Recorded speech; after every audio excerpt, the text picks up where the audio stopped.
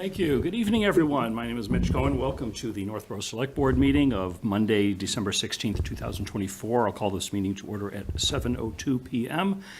We have one member who is remote tonight, so we have an opening script to read when that occurs. This open meeting of the Northborough Select Board is being conducted in person and remotely, consistent with Chapter 2 of the Acts of 2023, relative to extending certain COVID-19 measures adopted during the state of emergency. All members of the Northborough Select Board are allowed and encouraged to participate either in person or remotely. The Act allows the Northborough Select Board to meet entirely in person and remotely so long as reasonable public access is afforded so that the public can follow along with the deliberations of the meeting. The public is encouraged to follow along using the posted agenda unless the chair notes otherwise. Members of the public who wish to view the live stream or the recording of this meeting may do so by going to Northborough Remote Meetings on YouTube via the link listed on the agenda. Ensuring public access does not ensure public participation unless such participation is required by law. This meeting will feature public comment. Members, when I call your name, please respond in the affirmative. Lisa Maselli. Here. Excellent. And then in the room, we have Mike Dejan. Here. Julianne Hirsch. Here, and are we being live recorded? We are being recorded, yes. It was stated in that long thing, but thank you for making sure we say it. Here. And Mitch Cohen is here, and staff with us. We have Steph Bacon, Town Administrator, and Diane Wackel. Here. Okay, Assistant Town Administrator, and we've got some staff that'll come in and out during the meeting, and lots of guests. I will say that I see a few faces here that I don't think have been to select board meetings before. Welcome. We allow public comment a couple of different ways. We have an agenda item at the very beginning and very end for public comment, if you are here to offer comment. That is primarily for things that are not on the agenda. If you have any public input or comment on items that are on the agenda, I encourage you to wait for that item. Anytime during that, raise your hand, or if you're remote, raise your electronic hand. I'll be happy to recognize you before we take any action on that item. With that, the first item, as always, is public comment. If there is anyone in the audience, in person or remote, that wishes to speak to anything not on the agenda, please raise your physical or electronic hand. I see Mr. Stone. Come on up. State your name and address for the record. Yes, Doug Stoll, 33 Birch Hill Road, Northborough. And yeah, I noticed on the chairman's Northborough Select Board page, Facebook post that there was a meeting conducted on December 11th for the 95% construction detail for the fire station building bid. And I was wondering, was this a public meeting?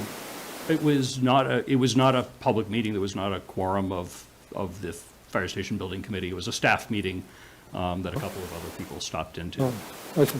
Yeah. Because, I wanted to see the difference between 50% construction detail and 95% construction detail. Can I get a copy of that? I don't know. I know the fire chief is here. I would suggest talking to him and seeing. I don't think there are it's There's no not. copy to be had. Yeah. What we had is a big set of plans, what's called a page turn. So we sit down and we go page by page, and we do look at some carpet samples and some other things. But primarily, we're looking at the layout of the room, seeing if there's anything final before we finalize those documents. There's really nothing to share. I see. Because it said it's the... Other door is better. Thank you. Yeah, because your Facebook said that this was the last chance to triple check it before it went out to bid. It was for the for fire department staff to make sure that the electrical outlets were in the right place, that the cabinets were in the right place, and things like that. I see. So then that's not a public document, then the construction detail? It is absolutely a public document. It's a normal part of the process. I don't know if we have a physical copy in Town Hall of the 95%. I would suggest speaking to the chief after the meeting. We do have a Fire Station Building Committee meeting tomorrow night. You're welcome to attend. The architects will be there and be able to answer questions for you. Yeah, because the 50% one was online, so the 95 must be online too. So the 50%, I don't think every detail of the 50% was on. It's hundreds and hundreds of pages. I think you may be referring to the cost estimate. That was online. There is no updated cost estimate. Okay. That's been finalized. We're going to go out to bid and have the real costs real soon. Okay, and so what time is the meeting and where is it? 6:30 p.m. It's in this room, correct? 6:30, the architects will not be. Oh, the architects won't be there for that one. Okay. Okay, Okay. Thanks, Doug. all right, thank you. Great. Okay. Is there any other public comment, either in person or remote?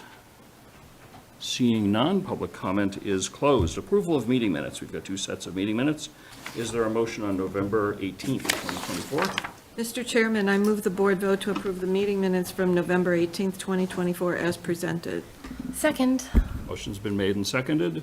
Any comments? All those in favor, we need to do. Yes. You have a comment, No, I'd like Lisa? to make, yeah, just a little comment. I'd like to make a little amendment. Sure. Talked about, must have been under my reports.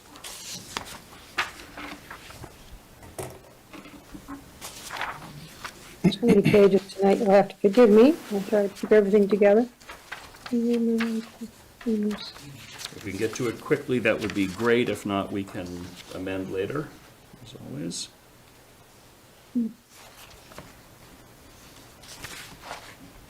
Yep, we'll have to amend that one, but I have it written down as what the MMA report. Okay. All right, do you want to send that into the It's on office? page 8. I'm sorry. It's on page 8. Yep. Page 8. Under reports, 1, 2, 3, 4 down. Yep.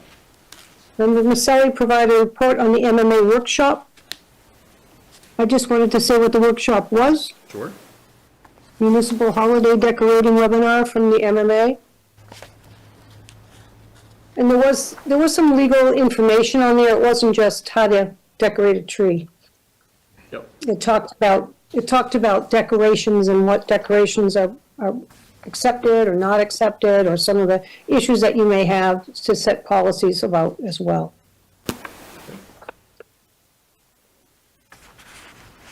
Okay, I don't have any problem inserting municipal holiday decorating somewhere into that sentence. I'm sure we can figure out where that goes. Julianne, you made that motion, correct? Are you okay updating your motion to say amended as presented? Sure. We can just deal with it then? So I move the board vote to approve the meeting minutes from November 18th, 2024 as amended. Second. Okay, motion's been made by, seconded by Laura, and we do need to do roll call votes this evening due to being hybrid. Lisa Maselli? Aye. Laura? Aye. Julianne? Aye. Mike? Aye. I also vote aye. Vote is unanimous in favor. Excellent. And then meeting minutes of December 2nd, 2024. Any comments on that? Yes, I have a couple. Okay, On the 12/12, on the Summer Street debate and the police station sighting. okay. Are these simple like the last one, or do we want to amend later? I think we can amend later. It's not great, but there's a couple things that should be a little bit more specific. All right, let's, so that we can keep on track with meeting minutes, let's approve now, and then we can amend later. All right, then I move the board to approve the meeting minutes from December 2nd, 2024 with amendments to follow. Second. We can't approve with amendments to follow because we don't know what those amendments are, so we would approve as presented, and then at the next meeting, we would amend the meeting minutes. Why wouldn't you just table them until next meeting? I just want to make sure that we don't get behind on meeting minutes as we have. Yeah, I don't want to attend another open meeting law mandatory Okay. training. Yeah. I move the board to approve the meeting minutes from December 2nd, 2024 as presented. Second. Okay, motion's made by Lisa, seconded by Laura. Any other discussion? All those in favor? Lisa? Aye. Laura? Aye. Mike? Aye. Julianne? Aye. I also vote aye. Vote is unanimous in favor, and we'll pick that up at a future meeting. For convenience, it's certainly best if any proposed amendments can come into the office. I know that's just a weekend between when the packet goes out and when, and then when we have our meeting, but if you can get it even, the morning of the meeting, the office can, During the business day, yeah. during the business day, the office can make some quick changes and send out an updated copy. Would be. I'm wondering if I should not vote for it if I want to have an amendment. That's Up to you. I mean, we've concluded the vote. If you want to change your vote, that's, I suppose, your prerogative. Well, I think that would make sense because it isn't as presented, so, Okay. all right. How do we, All right, so. I'd like to you- change to that, So you're changing your yes vote to a no? yes. Okay, is anyone else changing their vote? Are we good? I think I want to abstain. No, let's go. I don't like the idea of just tabling them, or can we table it for now and see if we have time at the end of the meeting? I mean. We did have a We would have to vote. see, it sounds like the changes might be a little bit complicated. We've already spent a couple of minutes on this. I want to get them right, but the right way to get them right is either ahead of time or amend later, as we've been. But does later have to be another meeting? If we have time at the end of today's meeting, can we? If Lisa can email, I don't know how we would do it, email it to Di and Steph, maybe it can get She could printed. email it to me and I could get it from my phone. Okay. Yeah, if you want to do that during the meeting, Lisa, you certainly could. I don't have any opposition to that. But we voted now, so it's all set. We can revote it later if we sort it out later. Okay? All right, continuing right along. We have next, indoor sports management, DBA Replays, to consider a change of manager request for their wine and malt restaurant license for premises located at 185 Otis Street. This is not formally a public hearing. Is there someone here from, sure, come on up to the table. Introduce yourselves. Anthony Antaro. Anthony? Ethan Robert, I'm the general manager. Hi, Ethan. Hello. Welcome to the select board meeting. Thank you. So you're changing the manager? We are. Yes. Give us a quick, tell us a little bit quickly about your business and, Yeah, so I know Laura mentioned she's familiar with it already. Her daughter plays sports there. So we're an indoor sports facility, mostly youth sports, clinics, leagues, adult programming, summer camps. So just a typical winter building with indoor recreation for kids and adults. And then we have a small bar for the adult leagues and whatnot to enjoy after their games, to kind of socialize. excellent. Any questions from the board? Laura? So the name is different. I know you guys as Teamworks. What is, So sorry, can you clarify that? Indoor sports is the quote-unquote business name, the business account name. Teamworks is what we go by. Okay. Yep. And then Replays is the name of the bar and restaurant within Oh, okay. Teamworks. Okay. Thank you for clarifying that. You're welcome. Excellent. Any other questions from the board? I know the police department has taken a look at this, and we have a letter here supporting the request, saying there were no concerns to report to the board on the background check.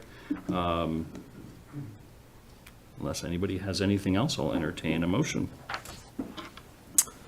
Mr. Chair, I move the board vote to approve the change of manager request as submitted by Indoor Sports Management, DBA Replays for their wine and malt restaurant license for premises located at 185 Otis Street. Second? Motion's been made by Mike, seconded by Laura. Any other discussion? All those in favor, Mike? Aye. Julianne? Aye. Laura? Aye. Lisa? Aye. I also vote aye. Vote is unanimous in favor.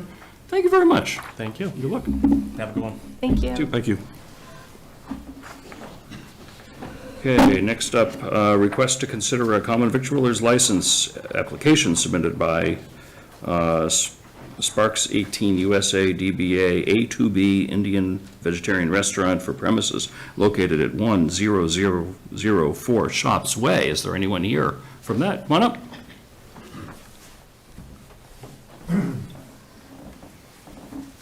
Hi, my name is Lokeshwaran Srikumar, and thank you for this opportunity. We are opening up a new vegetarian restaurant from a franchise from New Jersey, and we are bringing it here. It's a franchise from India, so it's pretty popular in India. We have close to like 150 branches in India and stuff, so we're bringing the franchise here, and it'll be really great to start the business during the holiday season, so we can grab some nice marketing and things. Great, so you're just about ready to open? Yeah, we're very close. We're scheduling for the final inspections. So I think like it'll be nice if were offered the common vic. Mm-hmm. We should be ready by the end of this week. That's where we That's are. great. And we can do that contingent upon you getting all the final permits and everything else. Yes. So you wouldn't have to come back to us again. Any questions from the board? No, I hope it goes smoothly. How many licenses do we have left? We have, this is, I think we have a few, right? Are we limited on common vics? no, this is, there's no alcohol. There's So not. we do not have. Oh, okay, great, Thank you, okay. Mitch. So there's no limit.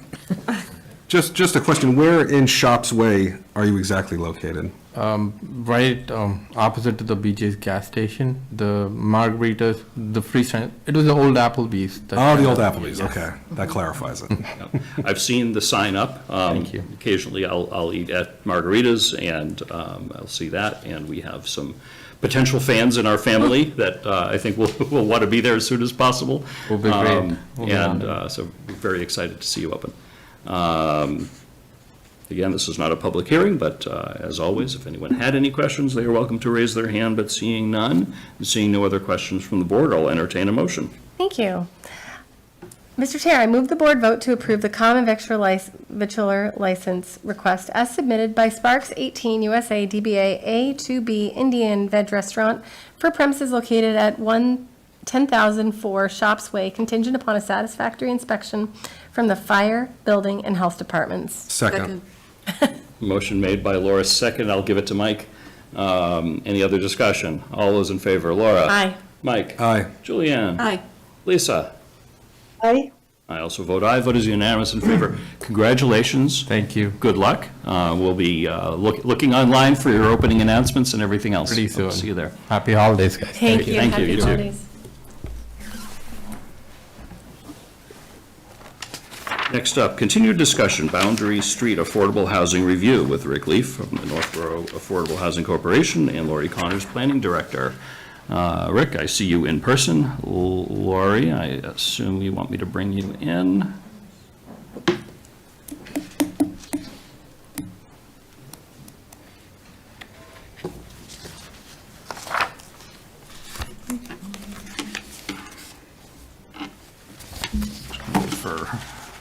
Assuming Lori's going to turn her camera and microphone on. Here we go.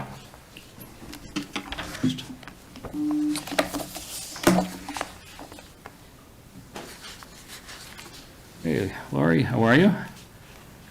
Good. All right, and Rick, I know you had sent me a PowerPoint presentation. Do you want me to bring that up now? Yes, could you please? Sure.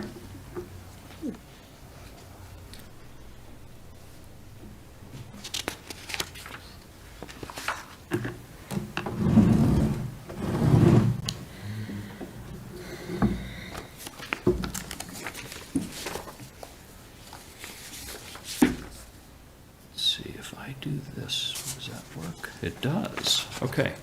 Excellent. Very good. So welcome back. Thank you. For the benefit of the audience, obviously the board remembers, you were here back a few meetings ago discussing this project. And one of the questions that came up was what to do about the trail that goes through the property that you're looking to have this project built on. And I know you've done some work and have some support from the Trails Committee and so forth. So welcome back, and we'll allow you to go ahead and make the presentation. Are you driving this, or is Lori driving this? No, I'm going to make the presentation, Excellent. and I'll just let you know when to sort of flip to the next slide. Sounds great. All right. Well, thanks again for allowing Northborough Affordable Housing Corporation to come before this board to talk about this project. As Mitch said, my name is Rick Leaf. I'm the treasurer of NAHC.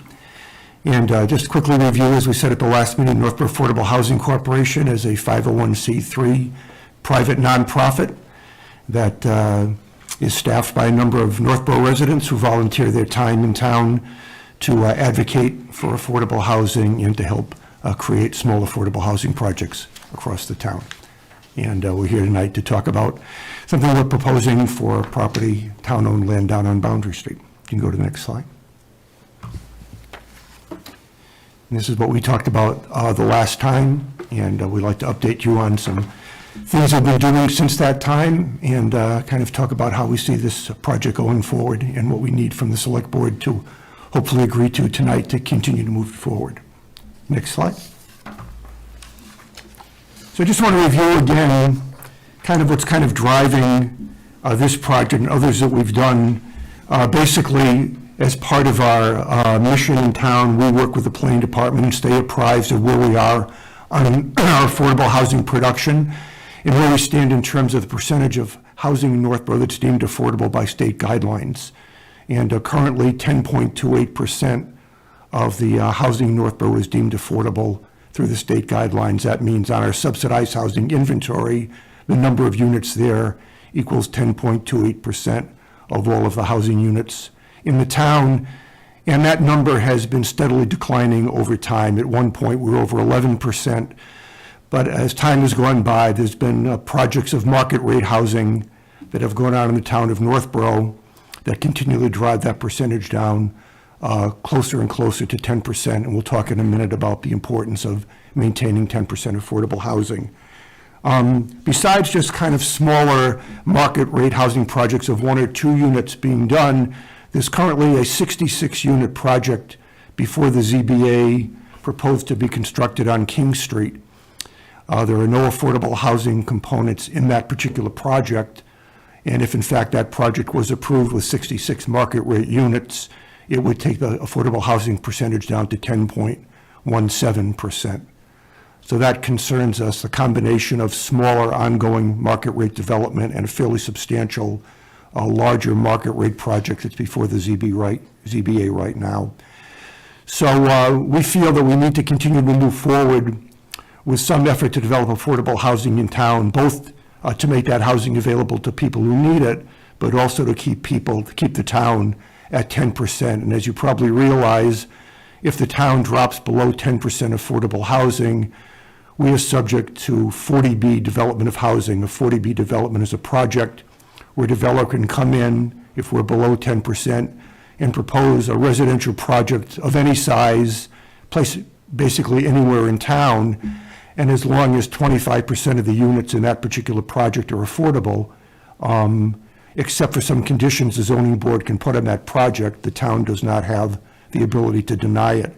And our feeling all along has been we'd be better off continually doing small affordable housing projects over time than allowing ourselves to be subject to a large 40B development. And a lot of that led us towards looking for an opportunity to do another smaller affordable housing project in town. So I just want to sort of set that up as kind of what was the background and why the Housing Corporation is proposing this particular project and the benefit to the town. Next slide, please. One of the questions that came up at the November 4th meeting that we had was, what is the assessed value of this particular parcel we're looking at? And since that time, the assessor's office has reported back the assessed value of the property is $241,000.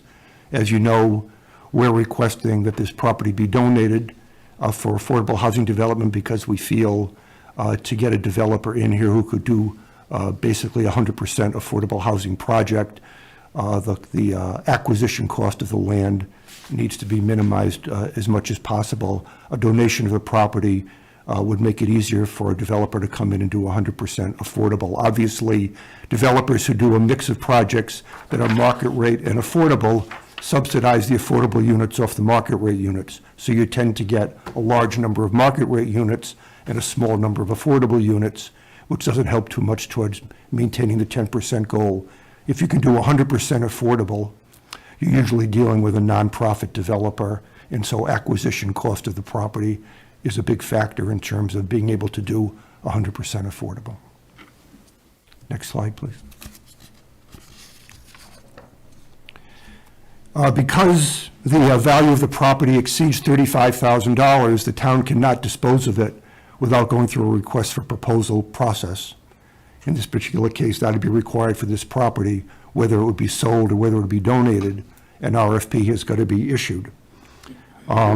Once that RFP is written, it can specify to a certain extent what the town wants to see on that property. So for example, that an RFP could specify that the town would like 100% of the units to be affordable. And the town can specify other things during the RFP as it goes out, or the RFP can specify, usually what it specifies is a number of evaluation criteria. Each criteria is rated as being very favorable, favorable, or not favorable. And so you can define these criteria in a way to sort of direct the responses towards what the town is looking for. And so if in fact we move forward with this project, the town would not be able to just grant this to a particular developer. We'd have to go through an RFP process to find a developer to do the work. Since we met with you last, concerns have been raised about the use of this site for affordable housing. There are a couple here that our board has met and discussed, and we feel that we have some actions we can take to work cooperatively with people to reach some sort of a common ground where we could continue to look at developing affordable housing on this particular piece of property and also address some of the concerns that were raised. Two of the major concerns was the fact that the borough's loop trail goes through this property, and also that it's been observed that there's an active wildlife corridor there, and something needs to be done to manage that possibility also. And so as we talk about the property on the next slide, we'll talk about things that we've done to try and manage that.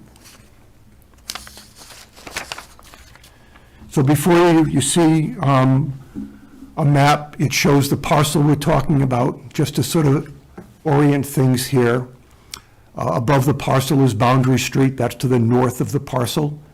To the right of the parcel is on the east side. The left of the parcel is in a westerly direction, and behind the parcel is in a southerly direction. The borough's loop trail was a joint venture between the Sudbury Valley trustees and the towns of Northborough, Southborough, Westborough, and the city of Marlborough in an effort to interconnect existing trails in all of those towns to provide one interconnected hiking trail that people could walk continually through the towns. And it's turned out to be a very good project, and all the towns cooperated. At the time that we originally looked at this property, we weren't aware that the trail that we saw going through the property was part of the borough's loop trail environment. Since that time, the Trails Committee has more effectively marked that trail, and it's apparent to us now that some action needs to be taken to preserve the integrity of that trail through the property. After knowing that, we met with the Northborough Trails Committee at their meeting in November, discussed with them, and they took a vote to unanimously support the fact that they could relocate the borough's loop trail to one side of this property or the other, keep its integrity, and keep it being usable, and still allow some part of this property to be used for affordable housing. They also requested that if we do relocate the trail, that they relocate it on town-owned property. We said we would agree to that, and we then met with town planner Lori Connors, planning director Lori Connors. She confirmed that there would be a way to relocate the trail onto town property, and basically suggested that working with the Trails Committee, they could isolate a 50-foot wide corridor either on one side of the property or the other that would then maintain contiguous frontage for the affordable housing development. And that basically, once that placement of the trail was completed, that a surveyor would be hired to redraw the lot lines for the property to be considered for affordable housing. The Northborough Housing Corporation, in support of what's going on here, agreed that we would pay for the fee of that surveyor if we went this far with the project. So basically, our proposal here is that if in fact tonight the select board is agreeable to authorizing a warrant article to be created to ask the town at town meeting to donate this property, that before the time warrant articles were completed, and my understanding is I think February 3rd is the due date for warrant articles to be completed. If tonight the select board agreed to have the town develop such a warrant article, the planning director and the Trails Committee would meet. They would decide where the trail could be located, where this 50-foot buffer would be put in place. Once that was done, the Housing Corporation, working with the planning director, would hire a surveyor. The surveyor would come in, would draw the new lot lines, and the warrant article would specify in detail the exact location and metes and bounds of the property to be donated. So tonight, it's not clear what that would be. It would not be exactly what you see before you. It would be dependent on where the trail would be relocated and where this 50-foot corridor would be set up. The 50-foot corridor, we believe, would allow a lot of sufficient trees and vegetation that exist on the lot now to remain and provide a buffer between it and any abutting neighborhood, and also provide a reasonable access point for wildlife to go back and forth across the property, and also buffer that from the affordable housing development.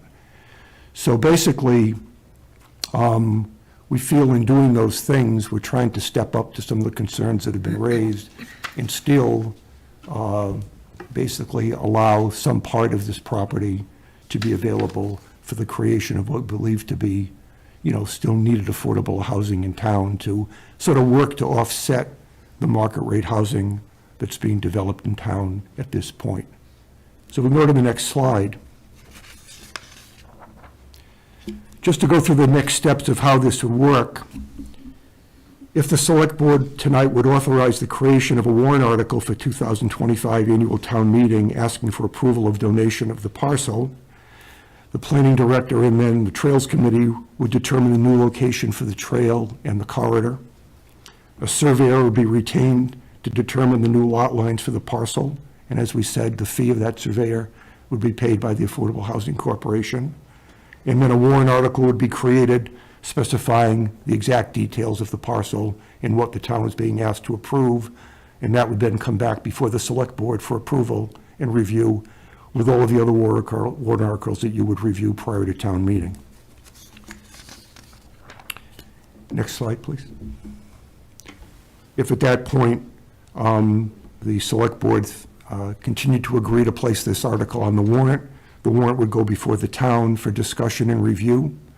And if the town then agreed to approve this warrant article for the donation of the property as defined in the warrant article, then an RFP would be written by the staff and issued. To the extent that the staff wanted some input or support from the Housing Corporation to develop the RFP, would be available to do that. Once the RFP was written, developer responses would come in, they'd be reviewed, a developer would be selected based on the one who met the criteria in the RFP to the greatest extent. And if at that point it was determined that some amount of CPA funding would be required to offset some of the development cost of the project, then the Housing Corporation, NEHC, would create a request that will go to the CPC asking for an amount of CPA funding to be allocated as part of this project. If the CPC was agreeable to that, they would send a letter of recommendation to the select board recommending that that amount of CPA funding be approved. And then the NEHC would come before the select board and ask for select board approval. At past town meetings, a number of warrant articles have been approved that have built a reserve of money to be used for future affordable housing development that can be authorized for use by the CPC and the select board. So the timing of when this RFP would go out and when a developer was selected would not be dependent on town meeting cycles. If we got to a point where we had a developer we felt could do this job and CPA money was needed, the warrant articles that put that money in reserve authorized the CPC and select board to approve the use of that money for the project. So those are kind of the steps that we would follow to go through this if in fact the warrant article was first of all developed and second of all approved at town meeting. Which brings us to the final slide, where basically NEHC is requesting tonight the select board consider and agree to have the town draft this warrant article for presentation at town meeting.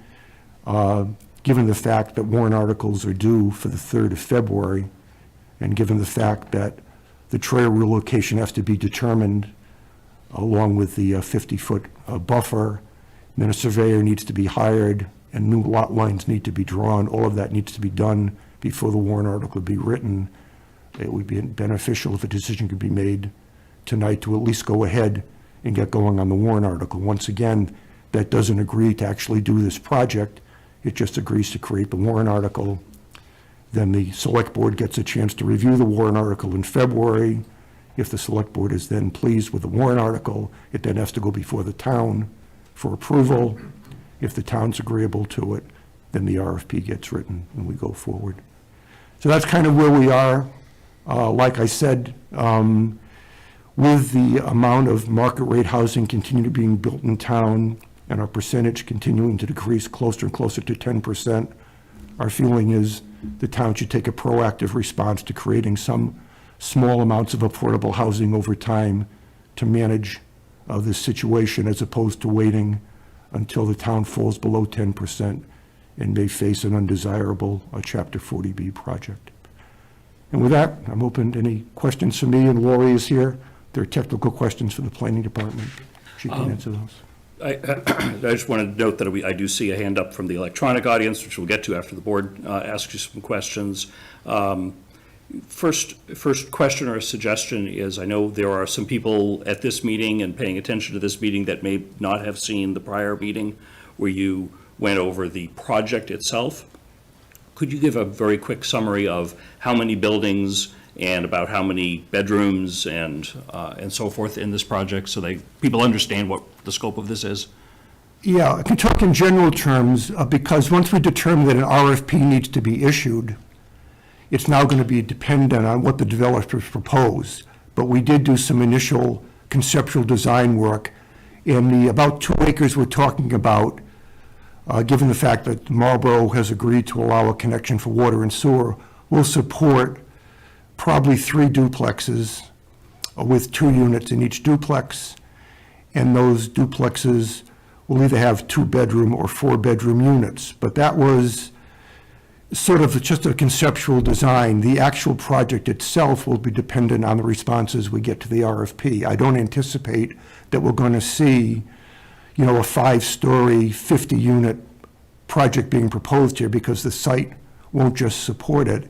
And secondarily, I think the town has the ability to specify in the RFP, we don't want that kind of a project. But at least from a general conceptual standpoint, it seems like something like 3 duplexes, 6 units is about what we're talking about.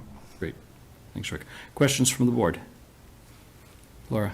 So you mentioned there's a project in front of the ZBA for 66 market rate units. I thought that was for senior or assisted living over on King Street. Did it change? It's been changing.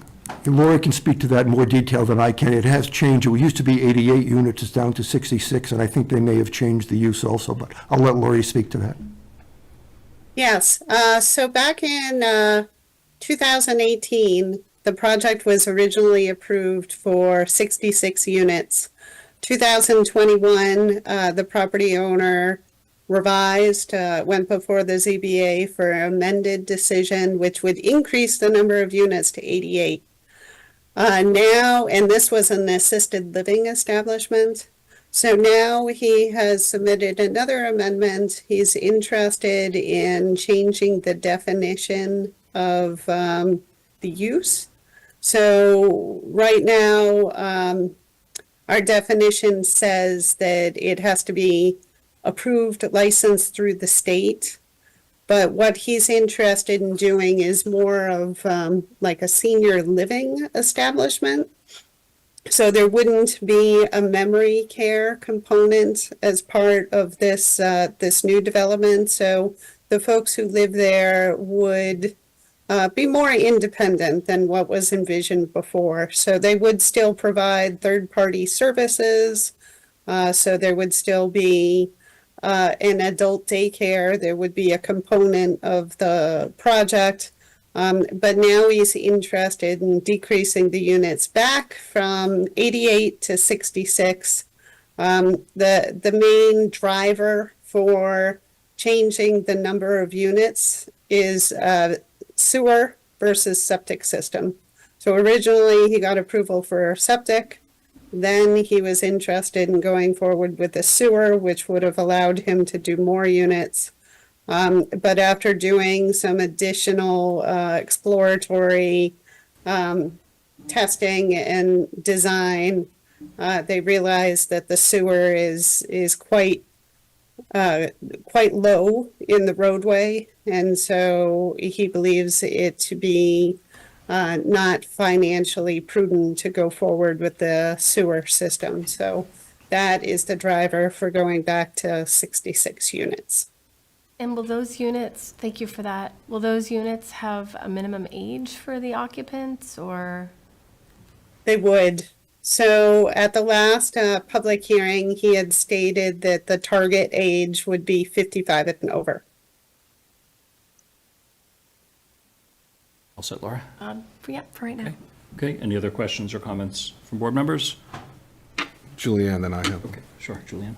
So, has the Conservation Commission weighed in on this project?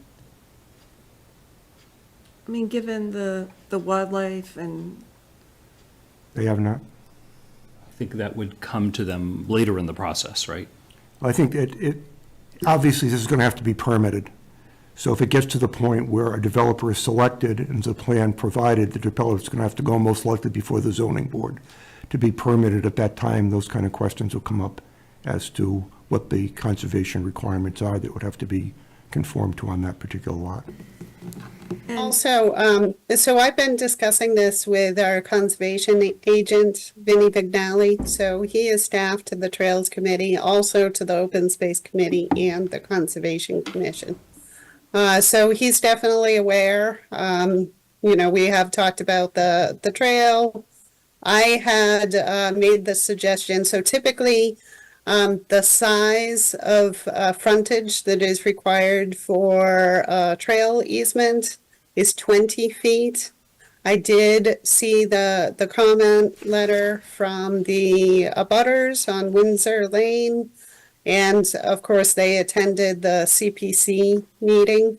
So as a way to make them feel more comfortable and to address their comments about the wildlife corridor, I had suggested increasing the amount of frontage from the typical 20 feet to the 50 feet. So not only does that provide the wildlife corridor, but also it provides some forested buffer for those homeowners that would abut this development. Thanks, Lori.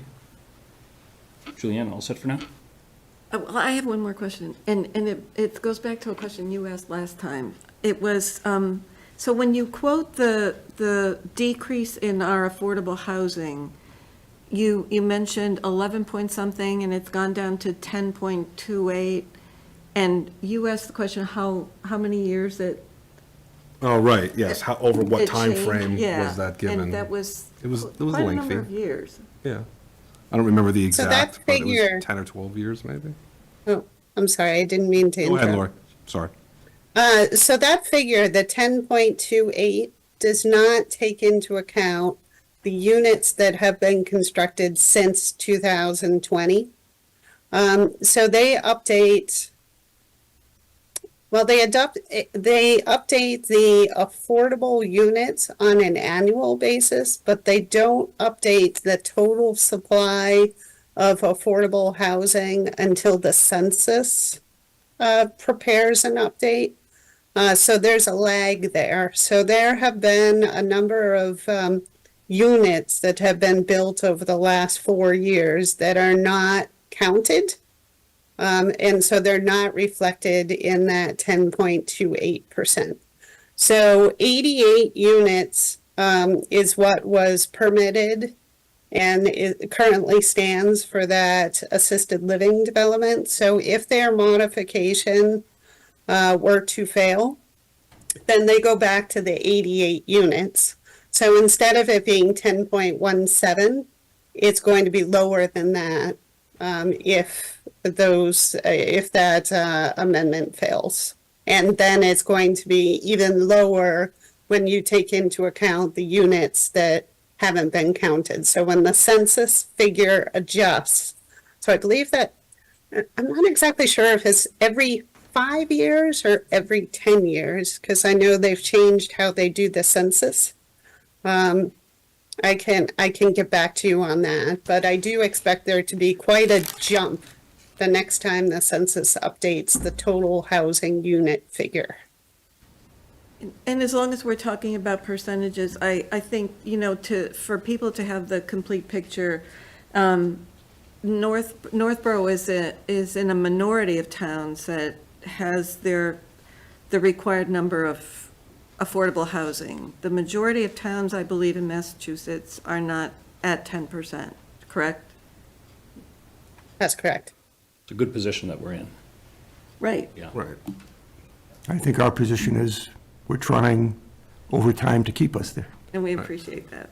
Although I think to maybe, or at least I kind of read into it, I want to speak for Julianne, it's not that as soon as you get to 10 or 9.99, necessarily the flood door is open, because there's plenty of other communities where they've been below and they're chronically below that number. And that also doesn't take into account, right, we do have MBTA zoned areas in town. There's talk of adding housing to downtown, so it's not like there aren't other opportunities or other areas where there may be affordable housing built into new developments. I think we covered this last time, and I forget. The property tax that would be on, say, a parcel like this with 6 duplexes, how is that determined? Do they determine it on like a capped rate and then it's applied, as opposed to, like, say, just a market rate home? After the 50. Yes. So there is going to be a deed restriction on these units, which says that they have to be sold to, well, depending upon who it is, that's the developer. Chances are it'll be low or moderate income folks. So that means that the value of the units are capped. So they're going to be sold to low income or moderate income people to start. And then when those people are interested in selling the units, they're not going to be able to sell them at full market value. It will be at a reduced rate. So it'll be at the low income rate or the moderate income rate as calculated by the state. So the state will say the maximum that they can sell it for. And then when it comes to the assessment that the assessor's office is putting towards those units, those would also be assessed at a reduced rate. Okay. And then also for a 40B development, can that sort of occur at any time? Can a developer just say, what's your percentage? Oh, you fell below, or do they have to wait for these census adjusted numbers to occur? So once we fall below the 10%, so a 40B developer could come at any time and express interest in doing a 40B. If the town is above 10%, then the town can opt to deny the project if they don't want it.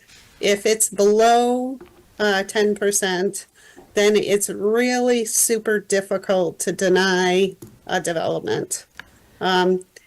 The appeals would actually go to a board at the state level, and instead of your typical land court, and they typically don't look kindly upon towns that are below the 10% that deny projects unless there's some sort of significant reason, like the engineering plan is like terrible.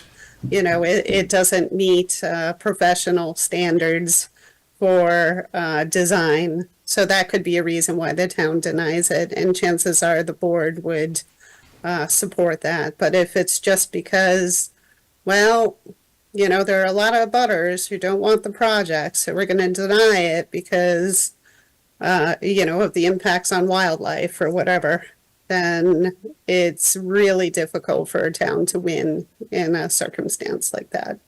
Okay. If you're below 10%.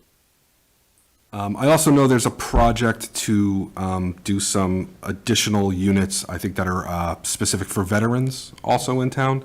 Is the 10.17, Is that factoring that in? Right now, it is not. Once again, that project for the veterans, first of all, was presented, there's a community preservation presentation made.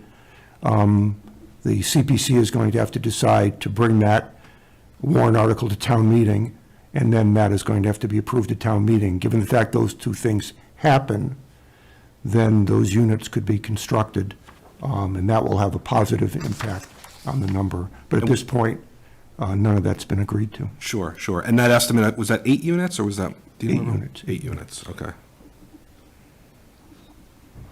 I can go after. Yeah, I wanted to bring up some experience with 40B.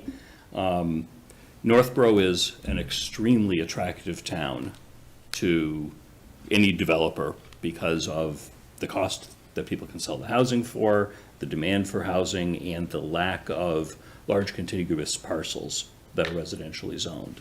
So when a town drops below 10%, forget about zoning. No matter what the zoning is on a parcel, high-density housing can be built there, and the town does not have a right to say no. In the town that I used to live in, we were under the 10%, as most towns are.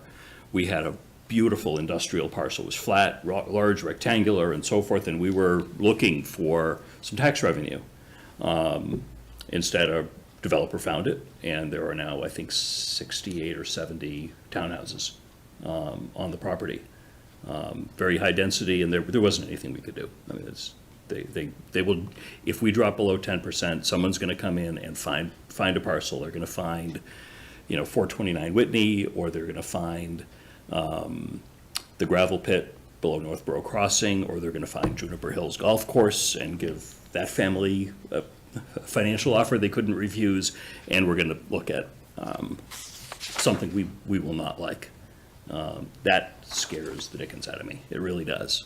That's why I think we need to pay really, really close attention and not risk getting, 10.1% is, that's really close. The census can just recalculate something and find a couple of units that was missed somewhere else, and all of a sudden it's there. And I think also if a developer says, no, I think you're actually below 10%, they can go ahead and force a recalculation.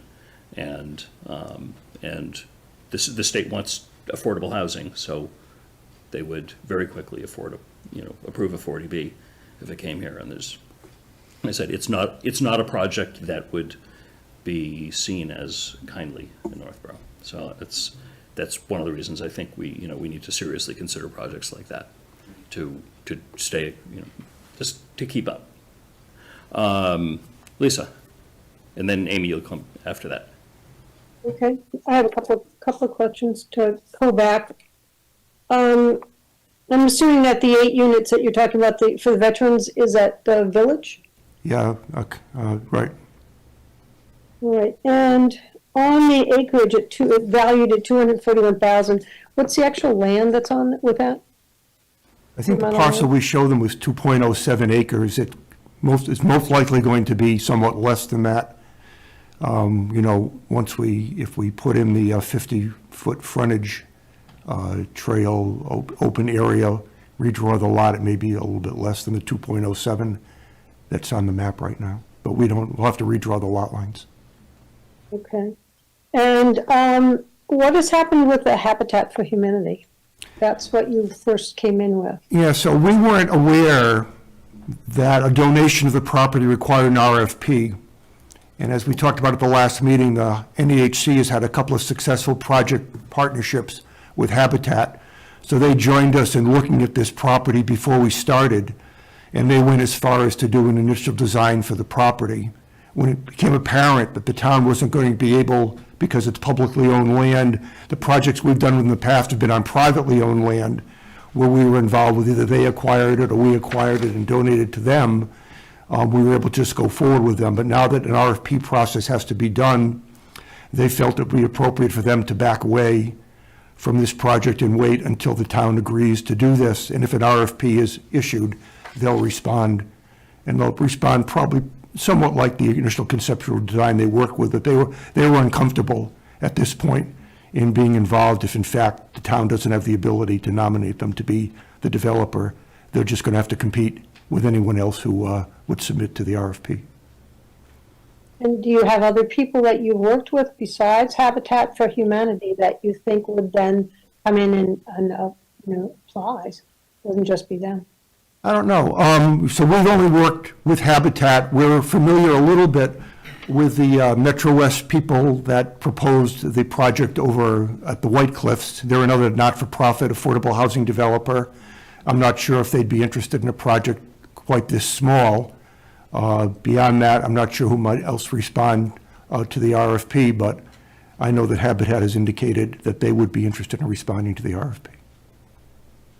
And if Metro decided they wanted to get involved, would the restriction already be on the property that they could only build those 3 units, or could they build bigger? Well, that'd be up to us to decide what we want, and we'd have to talk to town council about what would be allowable in the RFP. Could we specify a maximum number of units? Once again, the size of the parcel and its location, I think, is going to limit what could be done there, but beyond that, if it would be possible in the RFP to specify a maximum number of units allowable, or to say one of the criteria, evaluation criteria are, 6 units or less, very favorable, more than 6 units, 8 units, sort of favorable, more than 8 units, not favorable. You could rate applications based on that, but that would have to be some input from town council as to exactly how specifically the RFP could limit the acceptable size of the development. My sense is it could limit it to some extent. And once again, the property itself is going to limit it. Okay.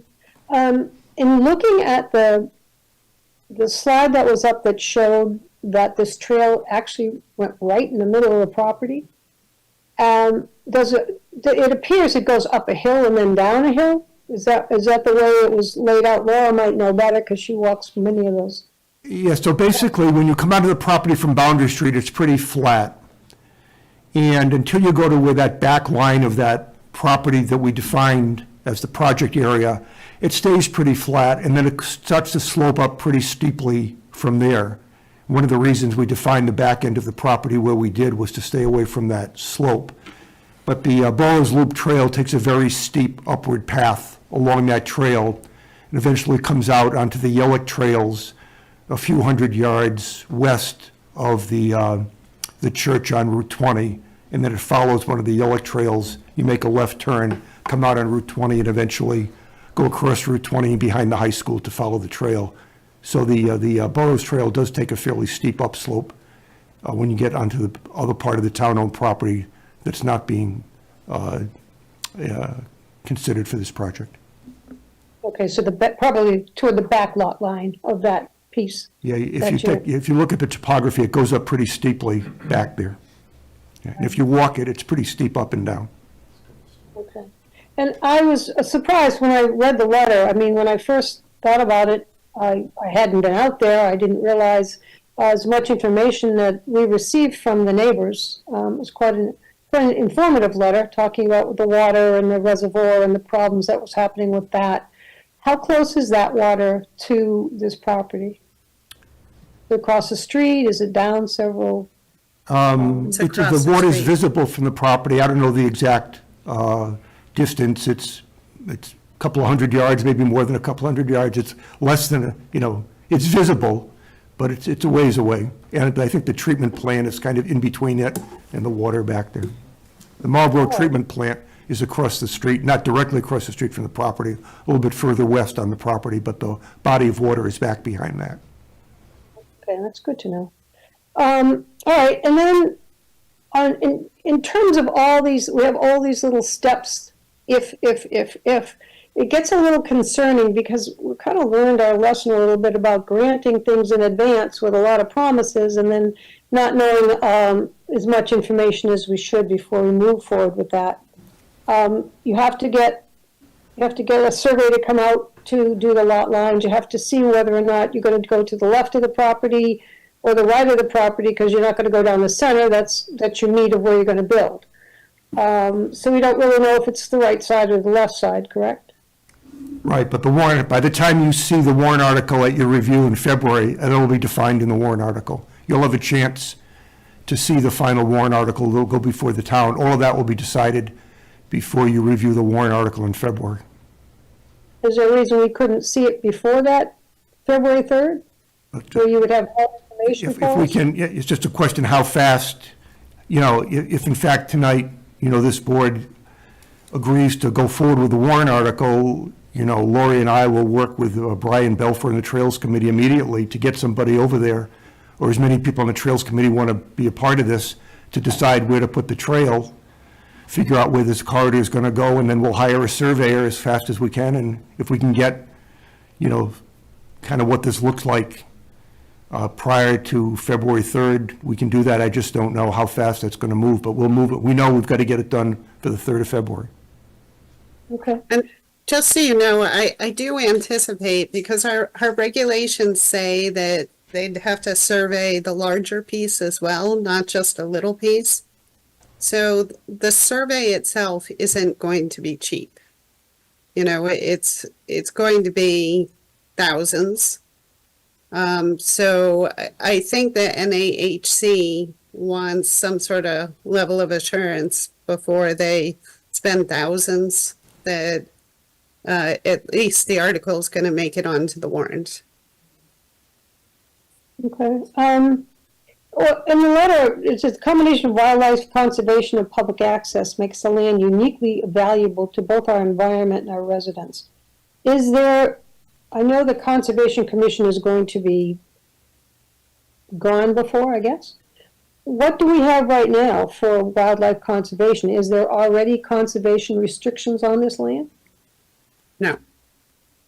That the state didn't put anything on it, we don't have anything? No, it's just owned by general government, so it's not owned by the Conservation Commission or maintained by the Conservation Commission. So, of course, as you know, on the other end of the property, it's a dog park. And then other than that, it's open land. It was purchased a number of years ago for the purpose of constructing a sewer filtration plant, from what I understand. And the state required the town to join forces with the city of Marlborough, so the land wasn't needed for that purpose.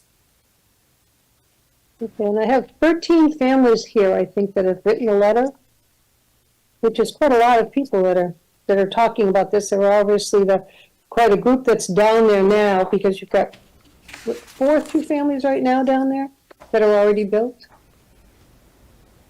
2 families, yes. I believe there's 3. 2 families? Correct. And then a single house, I think. Correct. So I'm a little concerned too on the units that we're proposing that are going to have 4 bedrooms.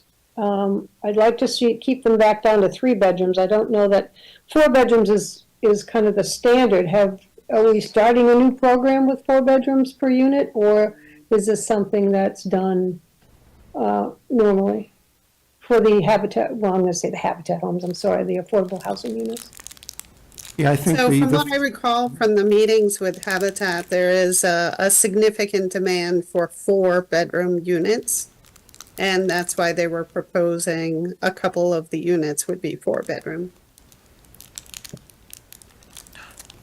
Well, out of the 3 buildings, the 2 end units would have 2 4-bedrooms each, correct? 1, 2, 3, 4, or...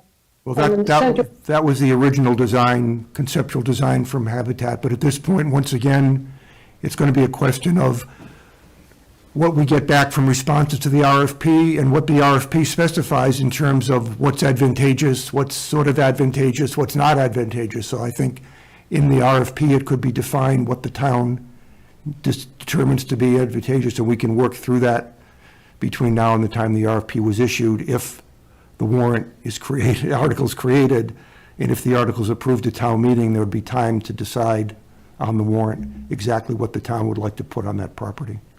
A quick procedural question. Who determines the RFP, who writes the RFP, and who makes the decision on, at the end of the day, bids come in, or proposals come in, and who makes that decision?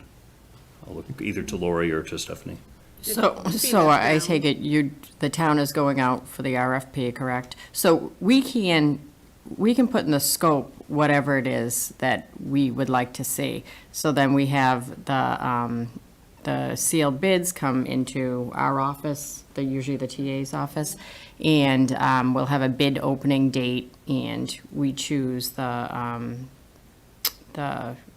lowest bidder, the person that meets all of our scope of services. So if it was, a four-bedroom, check off 4-bedroom. So if these developers could comply with the list of asks that we have, that's So how we would ultimately, it's- evaluate. Yeah. Ultimately, it's. Up to the town. It's you and this board. Yep, and To the- make the decision. Yep. Both on what goes in the RFP. Correct. And which proposal is most advantageous to the town. Yep. And in theory, if, let's say we said, we don't want, for example, we don't want any 4-bedrooms, and we get 3 proposals and they're all 4 bedrooms, we have Well, the, they wouldn't do that. Right, I know. Because they could see what we're, yeah. Yeah, but in theory, we could reject all proposals if. If they didn't none of them were- match our if- Yes, if scope. none of them were Yep, advantageous. exactly. Okay. Yep. I think it's important to understand that the Northborough Affordable Housing Corporation's role in all this is to advocate for affordable housing. We're not going to build it. We can participate in helping with wording in the warrant article if Stephanie needs it. We could participate in helping with development of the RFP, but it's not our project. It's basically our job to advocate for affordable housing in the town of Northborough, which is what we're doing this evening. Eventually, when we've done it privately, we find developers, they do the work for us. This is the first time we've tried to do something on public land, so it becomes the town's project, if the town believes it's important to create units of affordable housing on that property. Mike, and then I'd like to go to audience. Sure. Just, And we have Amy waiting. Yeah, I'll go to Amy first, because she's had her hand up for a while. yeah, I'll try and be quick. I know when Habitat was here, they were saying, well, it has to be sort of these 6 units in order for it to make financial sense for them. I had asked a question, why not 4 single-family homes, maybe on the smaller side that are affordable, why something different? So if we're opening this up, an RFP for other developers, would something like that be on, can someone sort of answer, is that something a developer could build as affordable housing and make sense to them if these were single-family homes as opposed to multi-unit or duplex? Or is that just unknown? I think, once again, the RFP could specify, if it wants, a particular type of housing form, or just leave it open, or say, more advantageous is a housing form that looks like this, less advantageous a housing form that looks like that. Okay, and then also one more quick question. The donation of the land seemed, certainly in the conversation piece with Habitat, would somebody building affordable housing in the RFP, would the land still need to be donated, or could we make a stipulation that we want half assessed value, or the town wants some amount back for the property that it's giving up?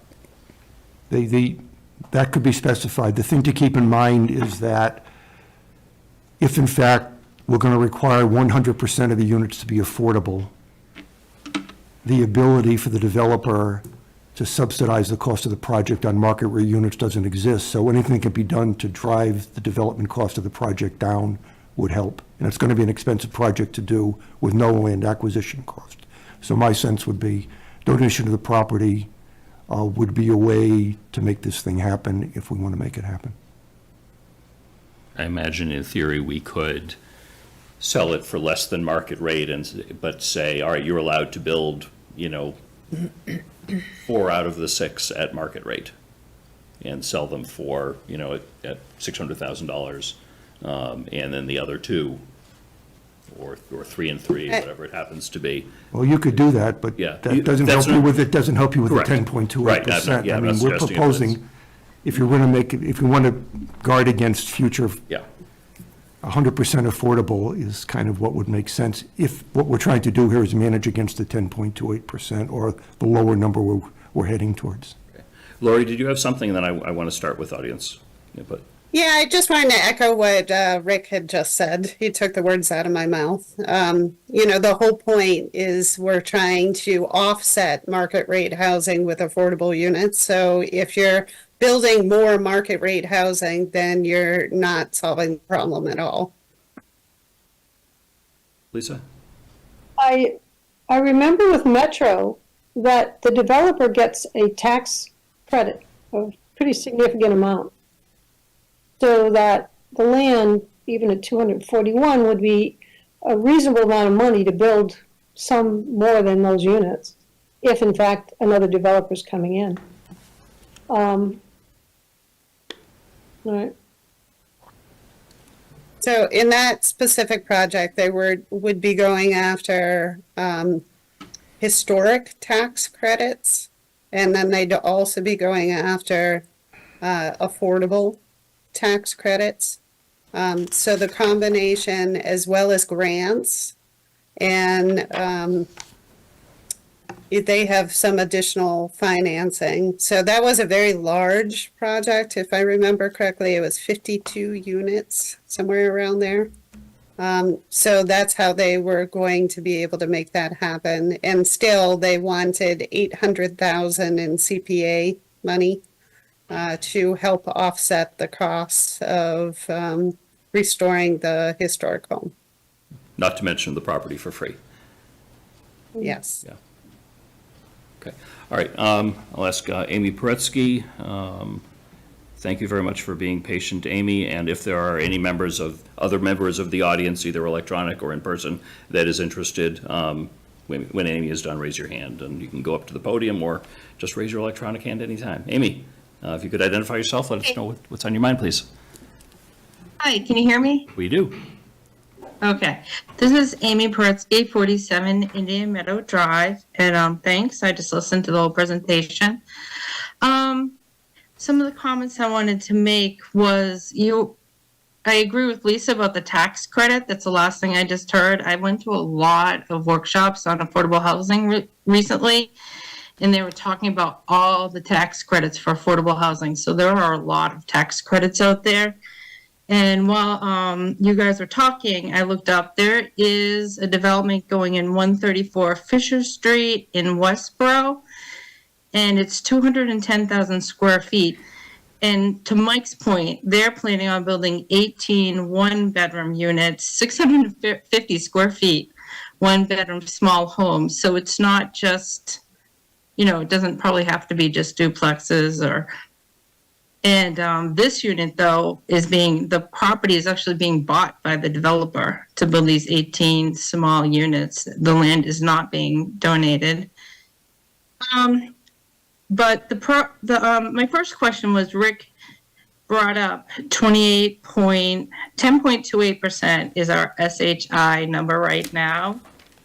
And he mentioned that it would reduce to 10.17 if the 66 units for the ZBA are approved. What would it go up to if you add these 6 units? It seems like that would be just such a minor blip if the 66 only brings it down to 10.17. Did you figure out how much you would go up by? Yeah, well, the math is pretty simple.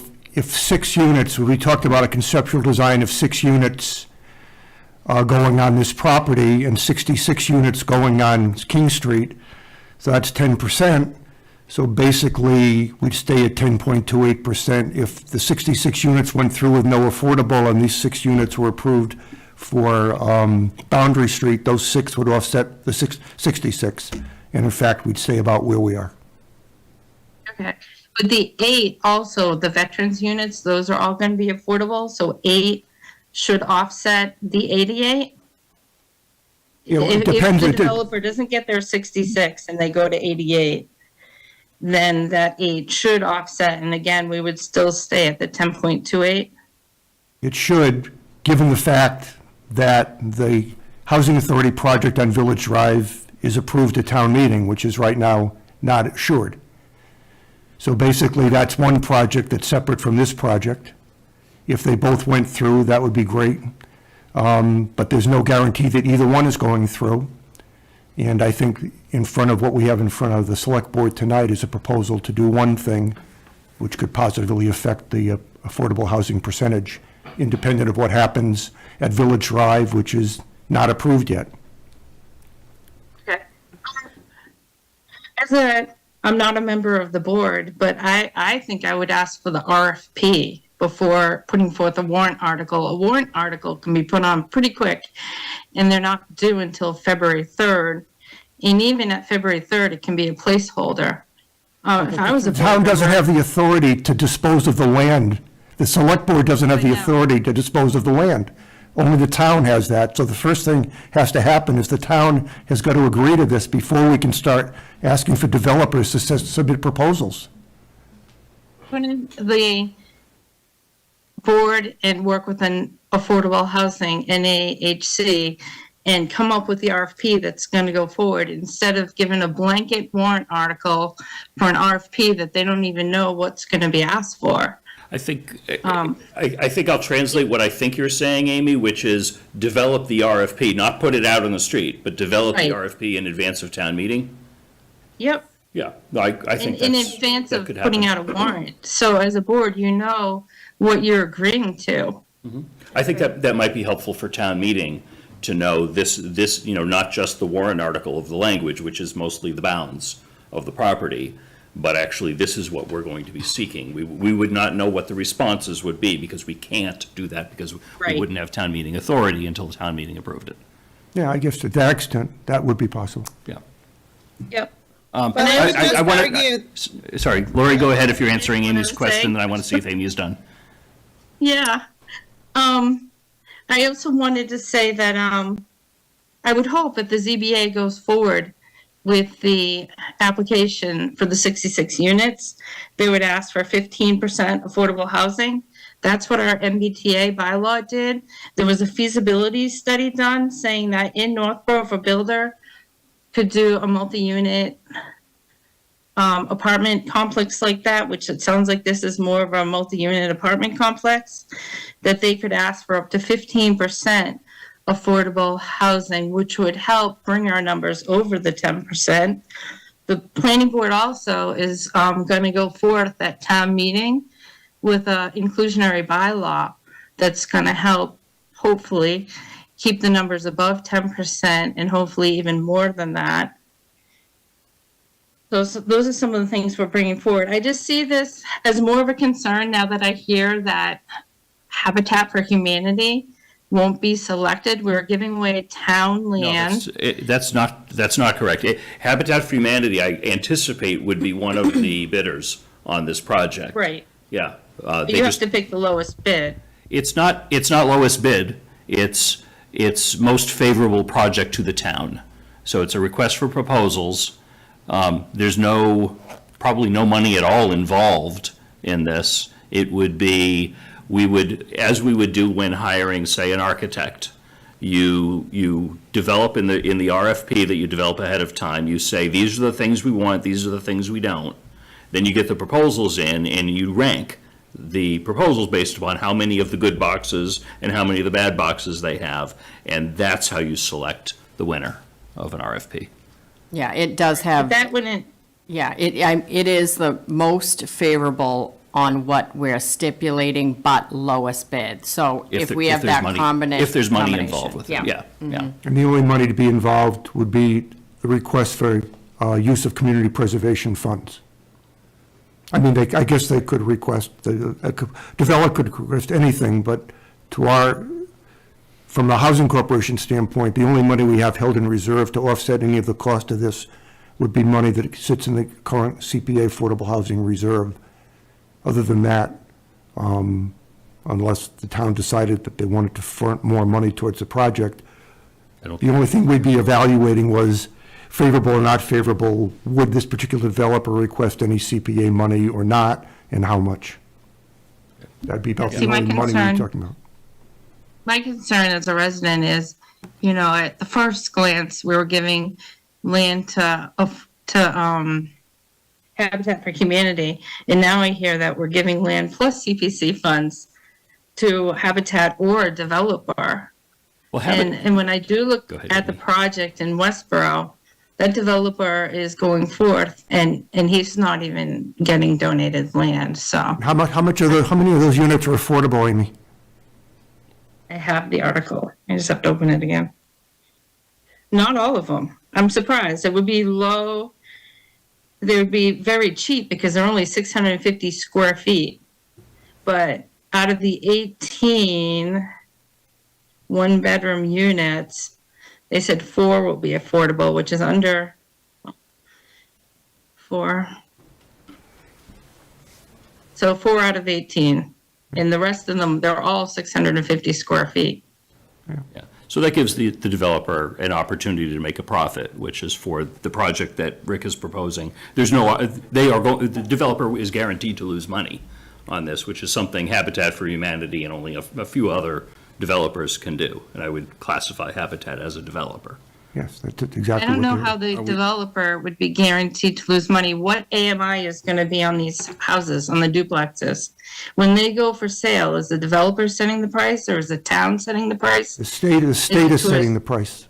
The state and the developer work together. These will all be deed-restricted affordable units, and the developer has to work to get agreement with the state on the pricing, pick an income level. Habitat usually works at between 30 and 60% AMI.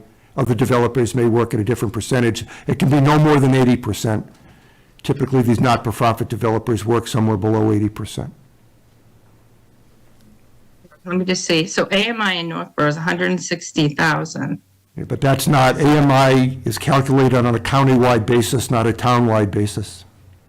So you don't have the right AMI number. Do you know what the AMI number is for Northborough? I don't know, Lori might know, might have to look it up, I don't know. I'd have to look it up. It's the Worcester PSMA. Okay. I Googled it and it came up on a realty site and it said that Northborough's AMI was 160,000, but you're not sure that's right? That's not the number they use to determine AMI for a geographic location. It's a state-determined county-wide number. Great, that would be good to get that number because it helps. It helps like the developer, we don't know the developer's going to lose on this. If the developer I can't imagine can a developer build it. could make money on it, given that they'll be building a house and then selling it for half market rate, or whatever the percentage ends up being, but somewhere in there. Yeah, but we I'm don't know. not sure what the business model is. I just know that a developer like Habitat for Humanity has been in existence for years and years and years and years, doing these kinds of projects and making ends meet between the funding they get from the sale of the property and other funding that they get. It's a completely different model than a for-profit developer. All right, Just Amy. to finish up what I was, we have- I know, can I just finish it up? Sure. Then there are some other comments as well as board comments. And I just felt like my comments I got interrupted a lot, so I really didn't get to say what I wanted to say. Feel free to finish, I thought you were A lot done. of people talked for a long time and I listened but I felt like I would say a couple sentences and then get interrupted, so. Go ahead. I guess my point listening to this is it sounds like you really need a lot more information before you go ahead tonight and approve a warrant article. And I think you do have time before February 3rd to say that. I mean, to get the information that you might need. Great. Thank you. Thank you, Amy. Let's see. Lori, you have your hands up, and then. We have some audience comments. Yeah, we've got some other audience comments in here. Well, Lori, in case she has something to add relative to the prior comments, then I'll recognize people here. Yeah, I just wanted to point out that the way that Habitat for Humanity makes ends meet is that they do a lot of fundraising. And they accept donations of materials from many vendors. And the people who actually build the homes are almost exclusively volunteer. So their housing construction costs are far, far, far lower than the average developer that isn't doing any of those things. So, there's only a handful of developers that would be able to do a 100% affordable project. So I'm just concerned that, if you're expecting to make money on the sale of this property, then either there's going to be no proposal submitted because developers aren't going to be able to buy the parcel and then do 100% affordable housing and be able to make any money. So I just wanted to express that. Great. Thanks, Lori. I saw one hand up. If you could come up to the podium so the microphone can pick you up. If you could say your name and your street address and let us know what's on your mind. Okay, my name is Bo Zhang. I'm living in 3 Windsor Lane, Northborough. And actually, I'm the trail steward on the Marlborough side, which is connected to the Northborough side. Thank you. I've been working on the trail. I put glass and nail on the board, and I had work on the trail since they start building. I managed from the boundary straight there to the Fulton Park, and help the lake, and also toward to 3-4 miles of that trail. I spent lots of time on that trail, and I'm very happy during the COVID time. People are using these trails, and it was wonderful, wonderful. Everyone I met there, and they really appreciate all the works I've done. I'm a company president. I own companies, but I spent lots of time, donated my time to maintain that trail, and I've seen the changes. And what I observe is one thing. That particular land, which I think the builder proposed, is an animal corridor from back part of the wood to access the water and that area. I've seen pack of coyotes. I've seen the bobcat. I've seen obviously lots of turkeys, deers, and the turtles of size like this big, this tall. And we have to stop the traffic, let them go through, because they're laying eggs in that area. So this is a very important area, because this is the only place the animal can freely travel back and forth. If we close that gap, I think the animals back there will be very stressed, and so does our people. So that trail is so important beyond. I don't know if any of you using the trails and hiking the trails. I hiked the entire loop trail, 33 miles, spent about 2 days. It was the wonderful job that the 4 towns, 4 boroughs did. And that happened before the COVID. Is the trail still very, very active? I'm so happy I spent time there. But please consider, do not close that gap, and let people and animal can travel freely over there. The Milham Lake was dead water. Through our effort, clean the reservoirs, you don't know how much trash we pick every year on the boundary. I don't know what happens. I think my theory is that boundary is Marlborough Street, but people live on the Northborough. We have no voice to Marlborough, and then right now they're this big, this deep pothole on middle of the road. We don't know who to call for. So right now it's food with trash. We can pick up 15 to 20 bags, large bag of trash every Earth Day, which is 2 days before is my birthday. That's my birthday gift for the people who live there. So that area is a very stressed area, and I support affordable housing. I think I do. Our neighbors over there, I love them, and I never against to build that house, because I'm the first group of residents in Windsor Land. So, but I think we have a better place to go. We have other alternative to choose the land. If we don't have to touch this kind of virgin land. The animal and the people travel back and forth. That's it.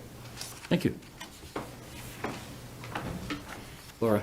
I have another question, please. And I do appreciate the importance of affordable housing. With this new RFP, are you still going to need the $800,000 from CPC? Well, it's undetermined now. At this point, when we were working with Habitat, they talked about the fact they probably would need some of a contribution of CPA money. Mm-hmm. But now that this is going to go out for bid, we'll have to see what the different developers, whoever comes in with a proposal, proposes. Habitat may come back with a different proposal. A different developer may come in and request less or more CPA money. Once again, the RFP will sort of, I think, indicate something about favorability or non-favorability around what's being requested for supporting money. So it's not clear now exactly how much money would be needed. Thank you. I just feel like there's a lot of questions that are outstanding now that Habitat has stepped back. And my only other item that I want to mention, when we had originally spoken last year about affordable housing is the money. I wish there was more transparency around how the tax money, because you're a private corporation, I recognize it's for affordable housing, but I wish that there was more visibility between the town's money and the corporation. And I don't know, we spoke briefly about that last year. I don't know if there's a better solution in place for that, but I would like more visibility in it if there is going to be money transacted. There's going to be no money transacted between the town and the Northborough Affordable Housing Corporation for any of these projects. The money will be transacted between the town and any developer that's selected. So when you go to town meeting and you ask for money for Northborough Affordable Housing Corp., No, we ask for future affordable housing. We partner with developers, so we bring projects like this before the town, and we basically make the case that it's necessary to create some affordable housing, and we pick a location and a concept for how to do it. And if in fact the town is agreeable, a developer is hired to do the work, and the developer takes the community preservation funds. We'll go before the town and ask for money to be set aside to be held by the town for future development. So any money that might be spent for this project is currently being held by the town of Northborough and would be dispersed to a developer based on them submitting invoices of reimbursement once the work starts. A role we play in that process is we typically see the invoices first to make sure they make sense to us based on the project that we talked about. Then they go to Jason. Jason takes a look at them, and when he's satisfied, he disperses the money. The Housing Corporation gets none of this money. Our job is just to be an intermediary. thank you. Okay, thanks. I see some other hands. Come on up.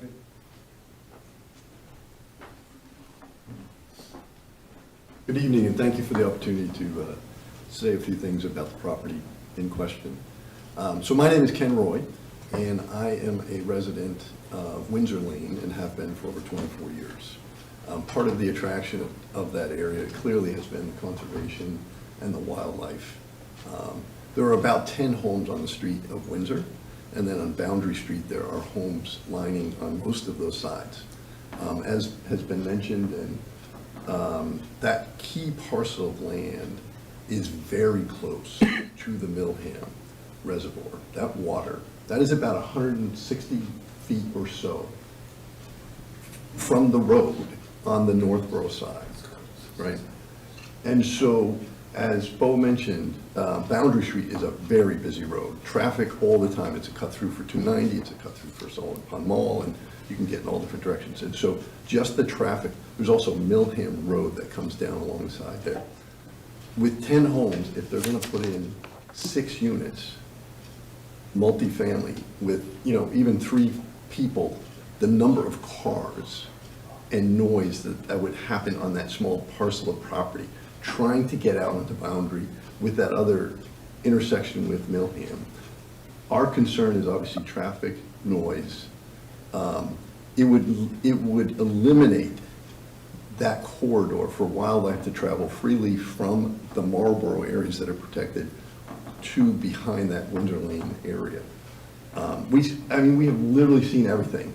It's deer, turkeys, in my backyard, bobcats, coyotes, fox, fishers, all kinds of, we have owls, right?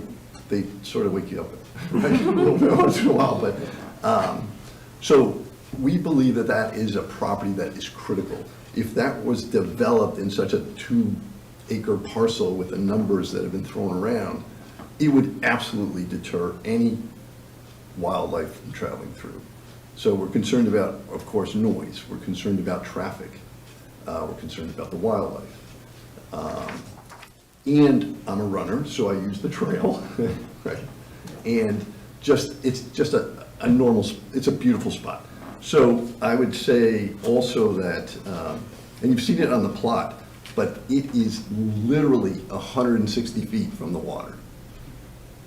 And we also believe, or I do anyway, that there are other properties that are less than a mile away that are essentially abandoned, that have been eyesores for years, that we would rather see developed. We do believe there's alternative properties that, you know, I mean, we believe in the affordable housing element as well, but we also believe that this is a critical corridor. Just because of the close proximity to the Millham and, right, so. Thank you. Those are my comments. We'd love to see it preserved. So. Yeah, I'll just make mention of I couldn't tell which property you were holding up to show. I hand this to you, I didn't make No, sure. in terms of the abandoned property, unless it's publicly owned, we can't do anything about that. So the property owner could, in theory, donate that property to Habitat for Humanity. Not too many people, private property owners do that. If that happens to be 343 Hudson Street. I didn't do any research on the property, other than I see it all the time as we, you know, travel the area. Yeah, so I do not believe that that's town-owned property. So that we're involved because it's town-owned property that we're talking about as the primary reason. Sure. No, but thank you. Thank you. Sure, come on up.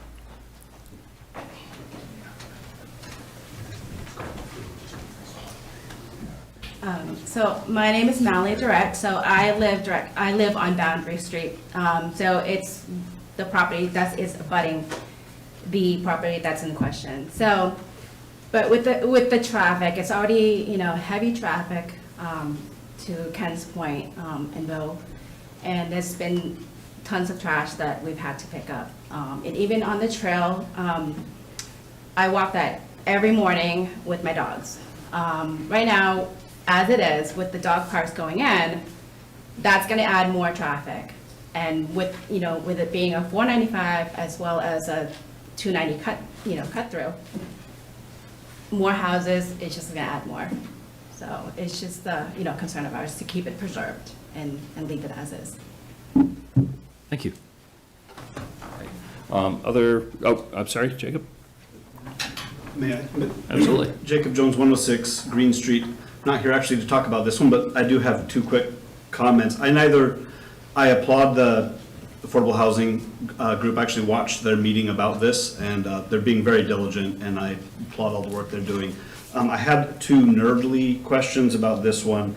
With the proposal, and I understand it hasn't been surveyed, but would the proposal contemplate both the new parcel and the remaining parcel both stay conforming parcels with, I think, 100 feet of street frontage is required and other nerd things? That's the main one that jumped out with me. I'm concerned because it sounds like if a cutout is made for the trail of 50 feet or whatever was mentioned and maybe more needs to be preserved potentially, would the remaining parcel still have 100 square feet of frontage, or would it create a non-conforming parcel? The remaining parcel looks like it probably has over 100. I see Lori raising her hand. Looks like it probably has a remaining 100 on the other side. So are the parcels going to stay conforming? Not making a judgment call about it, I'm just wondering. And then secondly this looks like residential C. The only residential use that's as of right, according to our table, looks like a single family home. A duplex is allowed with planning board approval. So I am wondering, what is the idea that there would be a comprehensive permit to the ZBA, or how would the proposal envision getting 3 duplexes on a residential C lot?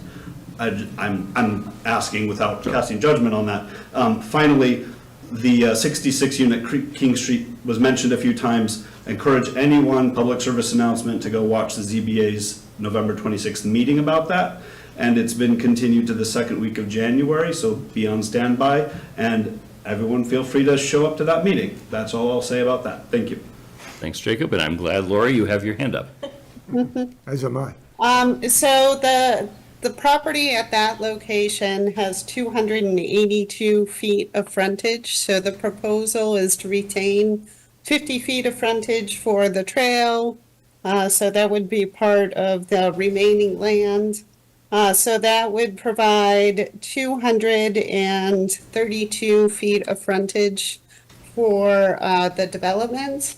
So you are correct, it is RC district. Typically, the frontage requirement for a duplex is 150 feet. But it would be envisioned that this would be a LIP project, so local action. So that would be approved by the Zoning Board of Appeals under a comprehensive permit. So that would essentially, under the comprehensive permit, the zoning regulations get tossed away, and they would build at a greater density, whatever the density is that the ZBA would allow. And so that is the way that they'd be able to do more than one duplex on the property. That answers my questions. Thank you. Thanks, Jacob. And just to follow up, 343 Hudson Street was just approved last week for a new duplex by the planning board. So that has already been taken care of. Okay, they'll take care of that one. But that also makes it's not available for affordable housing if the duplex is going in. So Amy Pretsky, I see your hand up again. Bring you in. Hi, Amy Pretsky, 47 Indian Meadow Drive. And I know this is more for Lori. I heard a lot in the housing classes and workshops I went to. They talked about LIPs a lot, but I've never worked on a LIP. Is that like a friendly 40B? Except for it doesn't have to go to the Board of Selectmen too, does it? Or is it? It would be a friendly 40B.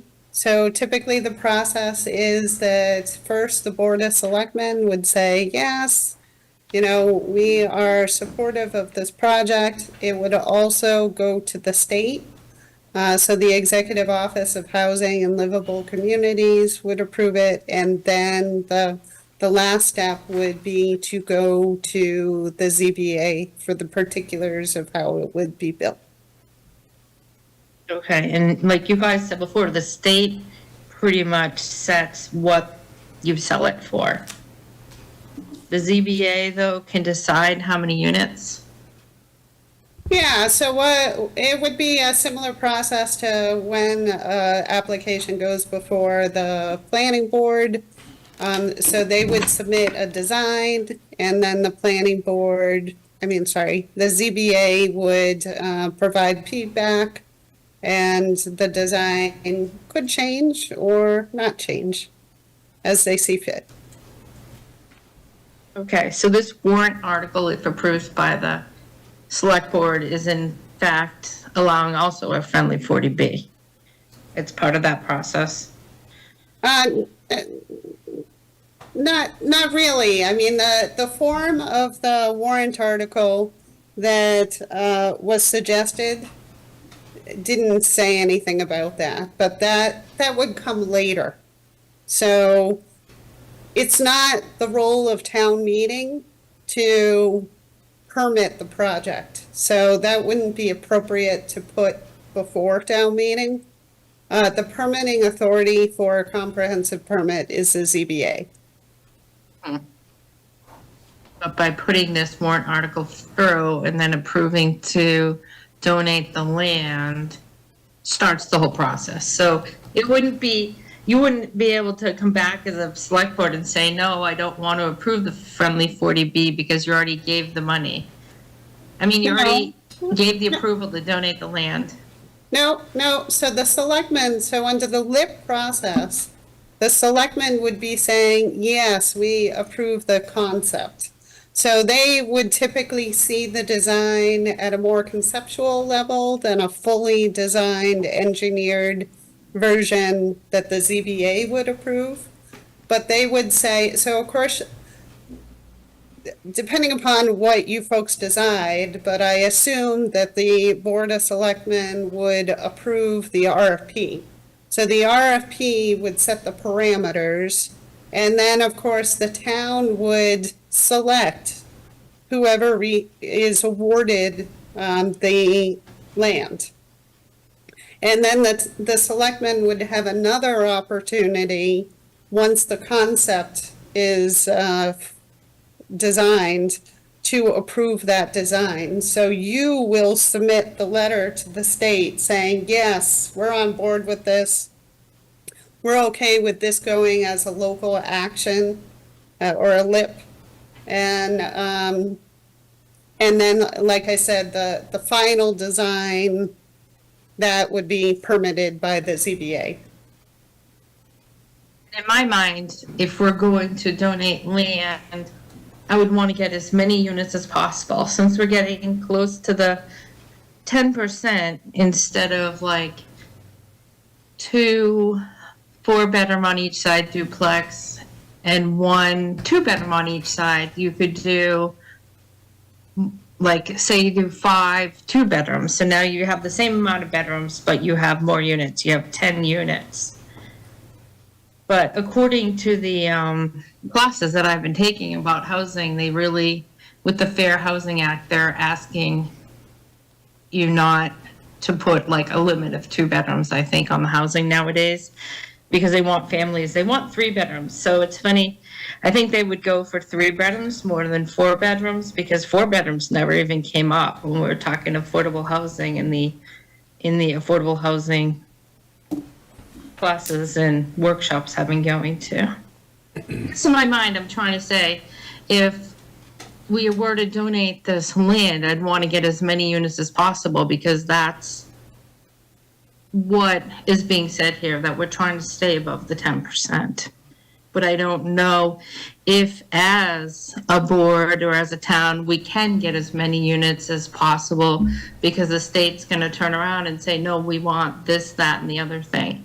So maybe you can only do the 4 units or the 6 units if they're going to say, it goes to them next, or it only goes to them for the pricing of the units, and they have no say with the number of bedrooms and the number of units. I think the limiting factor for this land is going to be the parcel size and the topography of the land. Mm-hmm. So if you remember, there's a very large slope towards the end of the proposed parcel. And so, of course, taking away 50 feet to provide space for the trail and the wildlife corridor, so that would reduce the amount of buildable land that is available. And so that would likely impact the total number of units that you can build. So, and also remember, you have to do parking. So this will most likely be surface parking because it's low-income housing. So chances are they're not going to be able to build any garages. So that's another limiting factor. Thankfully, there would be public water and sewer, thanks to the city of Marlborough. However, the land would hem the project in, I believe. Mr. Chair? Yeah. I think we've spent a good amount of time on this. I was wondering if maybe we could, I think we owe Rick and Lori, maybe some additional deliberation amongst the select board, and then some direction. Amy, are you all right if we can move to some board discussion and try to? Yep. Okay, great. Thank you. Appreciate it. Thank you, Amy. I appreciate, I appreciate you saying that. I didn't know if you were going to try and make a motion. I don't think I'm ready to make a motion at this time. I think there's a lot of questions that are remaining about the proposal. I would personally like to have a better idea of what the town would like to see there and what the anticipated cost would look like. Right now, it seems like if we approve this, there's too much, there's just not enough information that I would feel comfortable to make a decision. So I apologize for cutting you off. I didn't know if you were going to jump to a vote. Yeah, I was interested in now. trying to wind down the discussion also. Yeah, all right. Just to respond to that, I mean, the only cost the town is going to incur to this is some allocation of community preservation money, and there's $500,000 in the reserve. So the most the town is going to allocate to this in the next fiscal year would be $500,000 or less, and that'll come out of Community Preservation Reserve Yeah. money. That's the town's exposure as far as money But it is seemed concerned. like it was a very clear plan when Habitat came in, and everything seemed very, like, I had a good understanding of what we were looking at. And I feel like now it's a lot more vague, and there's just a lot of questions about developers, about how many units, about front, there's just a lot of questions that aren't covered. But I really appreciate the work that you're doing. I just want to have a better idea of what we're approving. But I don't think it's going to be possible to get those answers without getting an article on the warrant to ask if the town is even interested in doing this, developing an RFP, and there'll be point after point after point where the town, through the select board, and will be able to review what's going on and continue to decide if this makes sense. It's not going to be possible to determine a specific project with a specific cost at this point. That'll be done through evaluating responses from developers. So the risk to the town at this point to put an article on the warrant asking the town if they would agree to donate this land for affordable housing development is no more than that. And then that's all manageable going forward through how the RFP is written, the responses, and a final determination of what we see. Is it reasonable? And are we going to do it or not? That's all I can say. I just don't think there's too much more clarity that we can provide. I've seen a couple of hands up from the audience. I'd like to go around the board and see if we're ready to make a decision, or if we need some more public input. Lisa, I see your hand up. Yes, thank you. I have to agree with Laura. When it was Habitat for Humanity, that's what we've recognized, and we've seen what they've been able to do. I'm concerned about a couple things. I'm concerned about always hearing, just go ahead, it'll be fine, we'll take care of it, we'll get some answers later, come on, just do it. I don't want to be doing that anymore. I think we've done it, and we've felt the backlash. And personally, I want to see some affordable housing, but I have to say, I want to see some affordable housing for the people of Northborough, so that Northborough residents who need it and seniors who need it would be able to live in these places and not just get a ticket and maybe live. So I'm not ready to move forward on this tonight. Yeah, I don't know if we can do that. I think when, we could say local preference and there's a certain percentage. There was discussion about that at the last meeting. I agree with you, Lisa. I wish we could, but I don't think we have that as an option. Are there any other board members that want to chime in? Julianne? I think there's no doubt that we all want affordable housing. We all want to stay in the safe margin. But for me, I think that the veterans project, the veterans units that could conceivably be built is a step I'd rather see take place first before we do this. This is public land that has a lot of value. It has a lot of environmental value. It sounds like the people who live on Boundary Street are really doing everything they can to preserve that neighborhood. And I really, I don't think it's so imperative right now that we put in this housing development to stay within that margin when we, as Mike pointed out more clearly than I can, that we have MBTA coming down the pike, we have downtown development, and we really don't know if King Street developer will agree to some affordable housing. So I'd rather see those areas, know what's happening there before we even consider giving away this valuable piece of property. Thanks, Julianne. I think we know how things are going to go. Mike, did you want to add anything else? No, I mean, I don't think I need to add anything new. I think I'm in agreement in aggregate with my fellow board members, so. Okay. I do see some hands up. I don't want to extend this meeting any later than it needs to be. If you have something additive, I think we see how this is going, but if there's something, Doug, that you want to specifically add or ask that is additive, please go ahead. Yeah, quick question, Doug Stone, 33 Bristol Road. Quick question to the residents that spoke while they're here. Do they feel that if a 50-foot buffer zone were put, say, up against the Windsor Street properties, would that prevent the flow of wildlife as it is now? And if so, why? I mean, the simple answer for me would be we'd like to see it preserved as is to allow for how it's working today. I'll relay that just for folks at home, that one of the residents that spoke earlier said that they would like to see it preserved as is. I try not to have dialogue among audiences.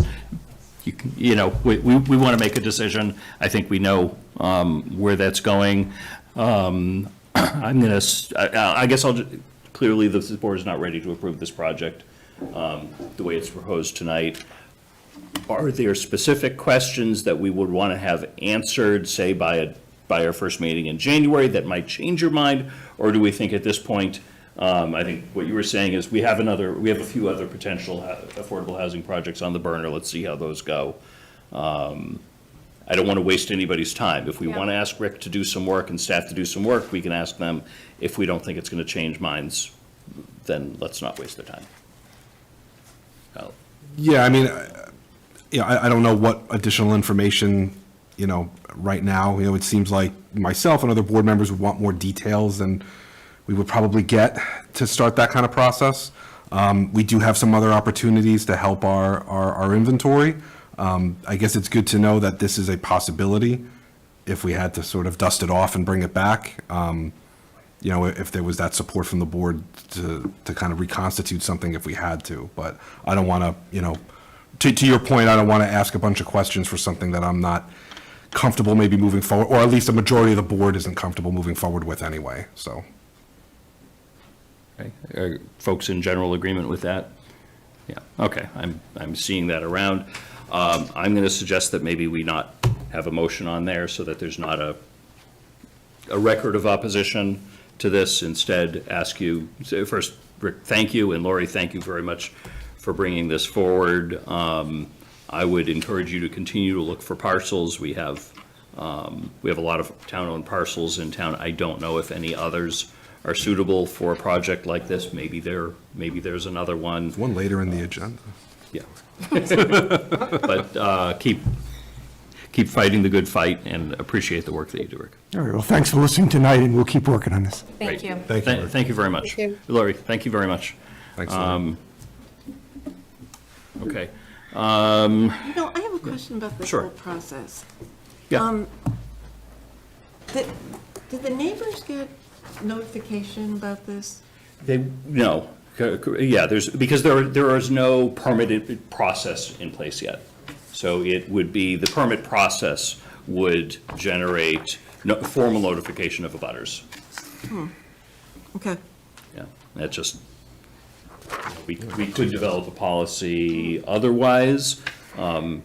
We'd have to figure out how we would manage that, the distance. Most of the notification stuff is state law. Yep. So that just is what it is. But we could, in theory, say anytime the select board is talking about a parcel, that we notify all abutters.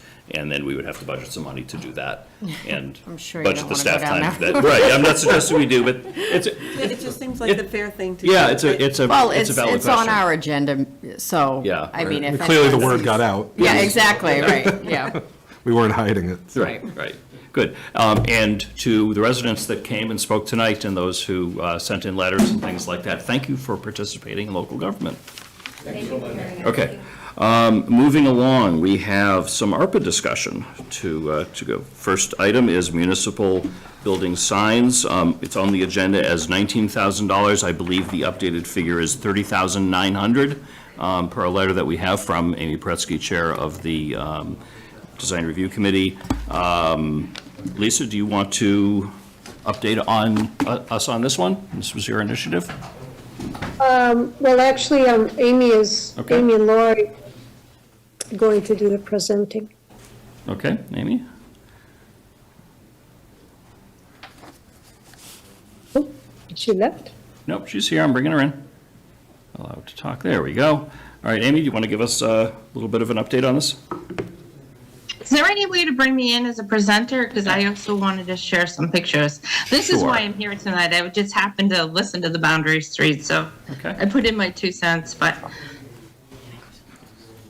Do you, yeah. Okay. Yeah.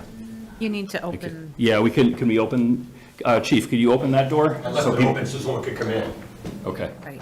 Yeah, just make sure it's, clear that people can come in that way if they need to. Okay. Amy? Hi. I'm just, Okay. I should turn off the light behind, hold on. Okay. I'm not too worried about that. If you could give us a quick update on this process, I think, there's some good information in our packet about this. Okay, I just want to share screen.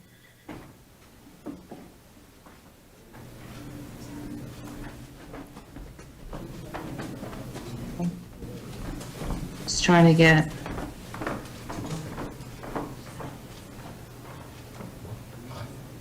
All right. Hi, my name is Amy Paretsky, and I'm chair of the Design Review Committee. I was also on the Master Plan Committee, and I'm on the Master Plan Implementation Committee, and have been on the Planning Board for 10 years. The Master Plan was completed in 2020, and what I heard from residents in the community outreach sessions and surveys is people enjoy living in Northborough. They love the community, they love the schools.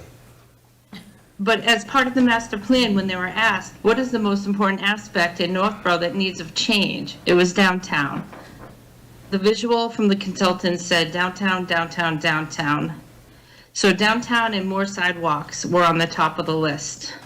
Of course, schools are the most important, but the residents felt that the schools were going to continue in the way that they always had.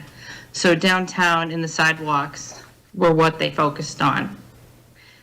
Tonight, I'm not speaking for the members of the different communities that I mentioned, but I am speaking as chair of the Design Review Committee. During the Downtown Revitalization Community Outreach at Algonquin Regional High School, someone asked, will the MPIC, which is the Master Plan Implementation Committee, be in charge of downtown signs and wayfaring? The answer was no. That isn't the purview of the Master Plan Implementation Committee. That would be Design Review. As a resident and the Design Review Committee chair, I attended the public meetings, heard the comments, read the plans, and this year we set forth with actions that are under the purview of the Design Review Committee. The Design Review Committee is currently updating the Design Review Guidelines of 2012, and we brought forth sign bylaw changes. I think this will be the third year in a row that at town meeting you'll hear some more sign bylaw updates.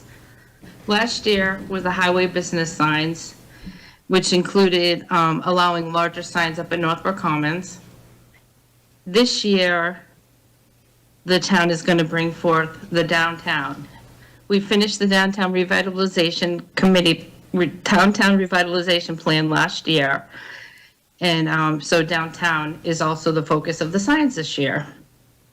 One recommendation from the town of Northborough, the 2020 Master Plan, Economic Development 1-3, is explore options for creating a fresh and cohesive identity or brand to the new downtown area, such as unified signage and facades, including wayfaring and marketing materials.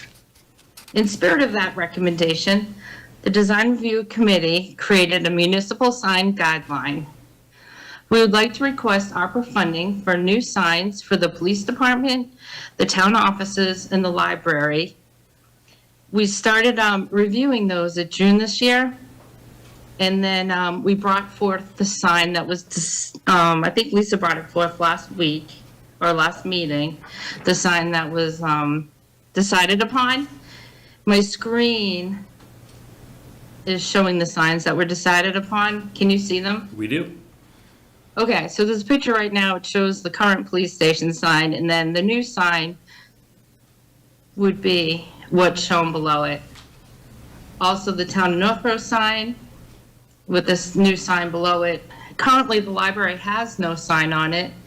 And when I was walking around with Kerry from CMRPC, she looked at the library and said, "What is that building?" And to me, because I, live in Northborough, I'm like, "Oh, that's the library." And then I looked, I'm like, they don't even have a sign. So I think this library was especially excited to get a sign. And included on the library sign is something that would say entrance on Patty Lane. so those who read the sign would know how to access the library. The police station, the police chief, and the library trustees have sent letters of appreciation and approval of the town sign. And I think the town administrator also included one in your packet for tonight. Yes, yep. Yep. And there's also an email that was sent out by the design review committee. And I could read that email too, if you would like. But what we'll be asking for I don't think we need it tonight. read, we have the information. Okay. So what we're actually asking for tonight is actually $28,348 because the sign constructor today, he sent out a new numbers. And it came in at 28,348, so the numbers were updated. And what that includes would be the sign, it would include the granite posts, it would include installation, and there was also a quote from an electrician to illuminate the signs with externally illuminated. Question, Amy, does that include the library, which does not have a sign now, or is that just the police and town hall signs? It included all three. Okay, so including running the wires to the library? Yes, I think so. There was $6,600 for all three. Okay.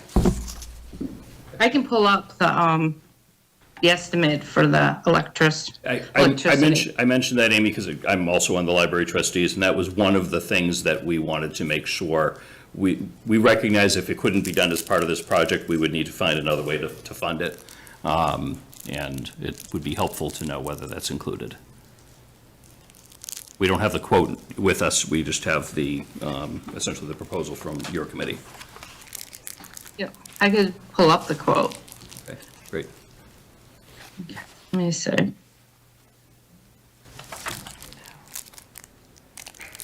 Let's see.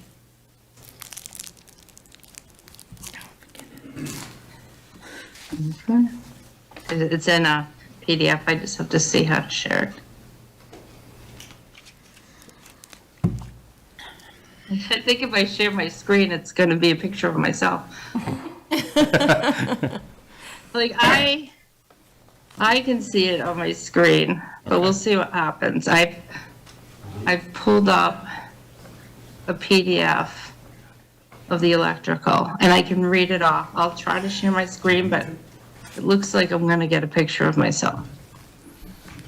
Do you have to let go of the other share to get a new share? Did it go down yet, the other? We're Oh, can you see starting to this? Now Did it we work? see it, yep. If you can Okay. perhaps zoom in so we can actually see those numbers. I Does that help? think so. So there's the police department.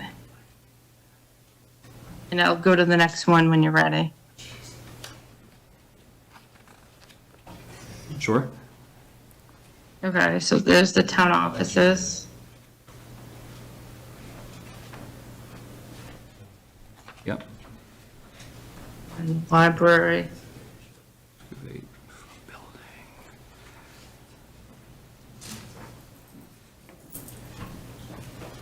It's behind it, yeah.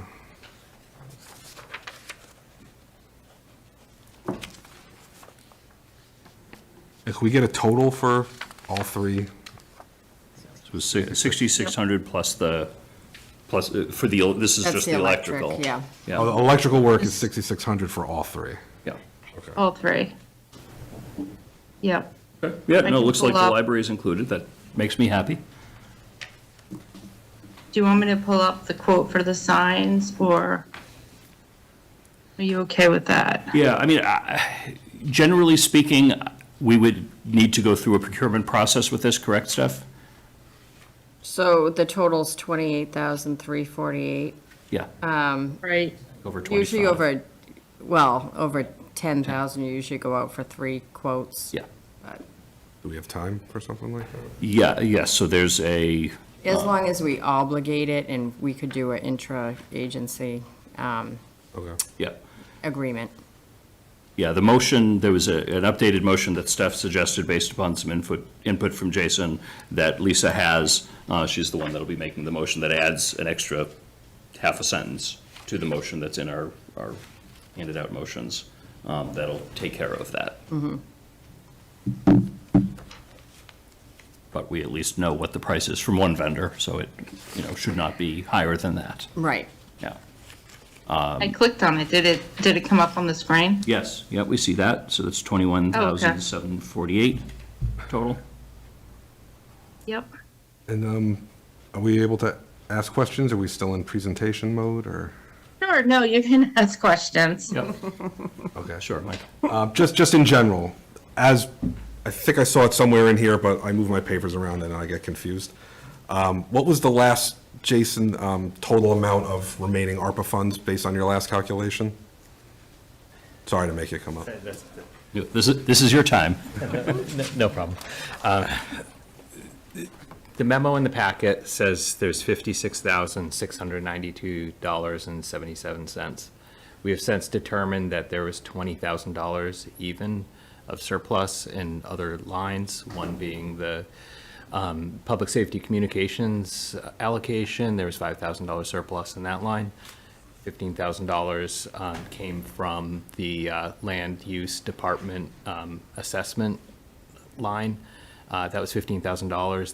That work is going to be done in-house rather than engaging a consultant. So $20,000 even of savings. So that brings us to $76,692.77. Great. Well, thank you to those groups for saving, for getting that $20,000, so. We will spend every penny today. This is our last chance. Okay, thanks, Jason. Yes. I want to see if, Doug, I see your hand. I just want to see if we have any other comments or questions from the board. Yeah, I mean, so looking at the the police sign, the police department sign, does that currently function 100% to what it is? I mean, it's lit up, it works, right? There's no need to replace it other than look per this proposal. As far as I know. You're asking me. As far as I know, I drive by it at night and it lights up. Yep. And then for the town offices sign, didn't we just replace a lighting system in it to fix it? I think it was just a bulb replacement. Oh, it was just a light bulb? Yeah. Oh, okay. That was done at no cost. Oh, wow. Yeah, so. I don't know how, but. Did you go to Ace Hardware, Mitch, and just? Not me. No, it was, I think the vendor that replaced a lot of the lights in this building with LEDs went ahead and did that. I don't know whether they had a spare bulb or how it worked, but they didn't charge the town for that. Oh, okay, That great. got that sign lit up again. Now, I know, for the library, the sign, I know there was some previous monies allocated from ARPA for the library for audio-visual enhancements. And I know there was some comment about that, trustees did actually have some additional money that they may have been able to use for that as opposed to ARPA. So if they did see value in having a sign, would there be some funding that the library already has to pay the electrical? Conceivable. We're actually due to start talking about some of the other funds. These are donated funds and grant funds that come into the library. Okay. That libraries are allowed to hold on to that most departments can't. And I asked for us to start to walk through that process, and we'll be starting that process in January. A lot of those are probably, somebody may bequeath $10,000 to the library for a particular purpose. So just because there's a balance, it doesn't mean that the balance is available for any use. We did use, I don't remember the exact amount, but it was probably somewhere around $50,000 or $60,000 of that money for the AV system, in addition to the 35, if I'm remembering right, that we approved for ARPA. Okay, For that process. thanks for confirming that. And then also the design of the signs don't kind of exactly match in the example in the packet, like the burnt orange look of the existing signs, or burnt red, or whatever you want to call that. So they do look different. So you would have these signs and then these signs, and then the idea is additional spending down the road to change those three And then even like the school sign, would that be? I think if we start talking about us doing school signs, we're getting into a different world. All right, so throw the school sign out. My opinion, we don't want to go But down like, that welcome road. to Northborough, Ellsworth, McPhee Park, those would be, right, town purview, not school. So the idea Right. would be to change those at some point? So if I could bring up the memo that came from design review talked about the schools and it talked about the park signs. The park signs, these are cohesive with the park signs, but we're not going to change out the park signs. They have their own designs. The schools have their own design. Peasley just did a new one. This is just for municipal town buildings, not the schools, not the parks. And these are mainly in the downtown, and there was a big emphasis on downtown revitalization. And I think if you look at even like the planters that have been added to the bridge in downtown and the wreaths right now on 4 West Main Street, all the little details make a huge difference when you're driving through downtown. And a big complaint was the look of the downtown. So for $28,000, this is low-hanging fruit versus, major upgrades downtown, like burying lines. I'm on the Downtown Economic Forum group, and we looked into burying the telephone poles on Blake Street, and it was over $1 million. So if you can do some low-hanging fruit, like municipal signs and cohesiveness to signs downtown, it makes a big difference. And I am hoping that if these aren't funded with ARPA money tonight, which I hope they are, that they can come out of a different budget and still be done. Because I think little changes make a big difference. And I know that the library trustees may have their own fund, but I mean, these are municipal buildings. I thought that the Board of Selectmen, I don't know, maybe I'm wrong, because I'm on the planning board, I don't know what the Board of Selectmen really funds, but I would think town buildings fall underneath the Board of Selectmen in the budgets that fall under the Board of Selectmen, but I really don't know, being on the planning board.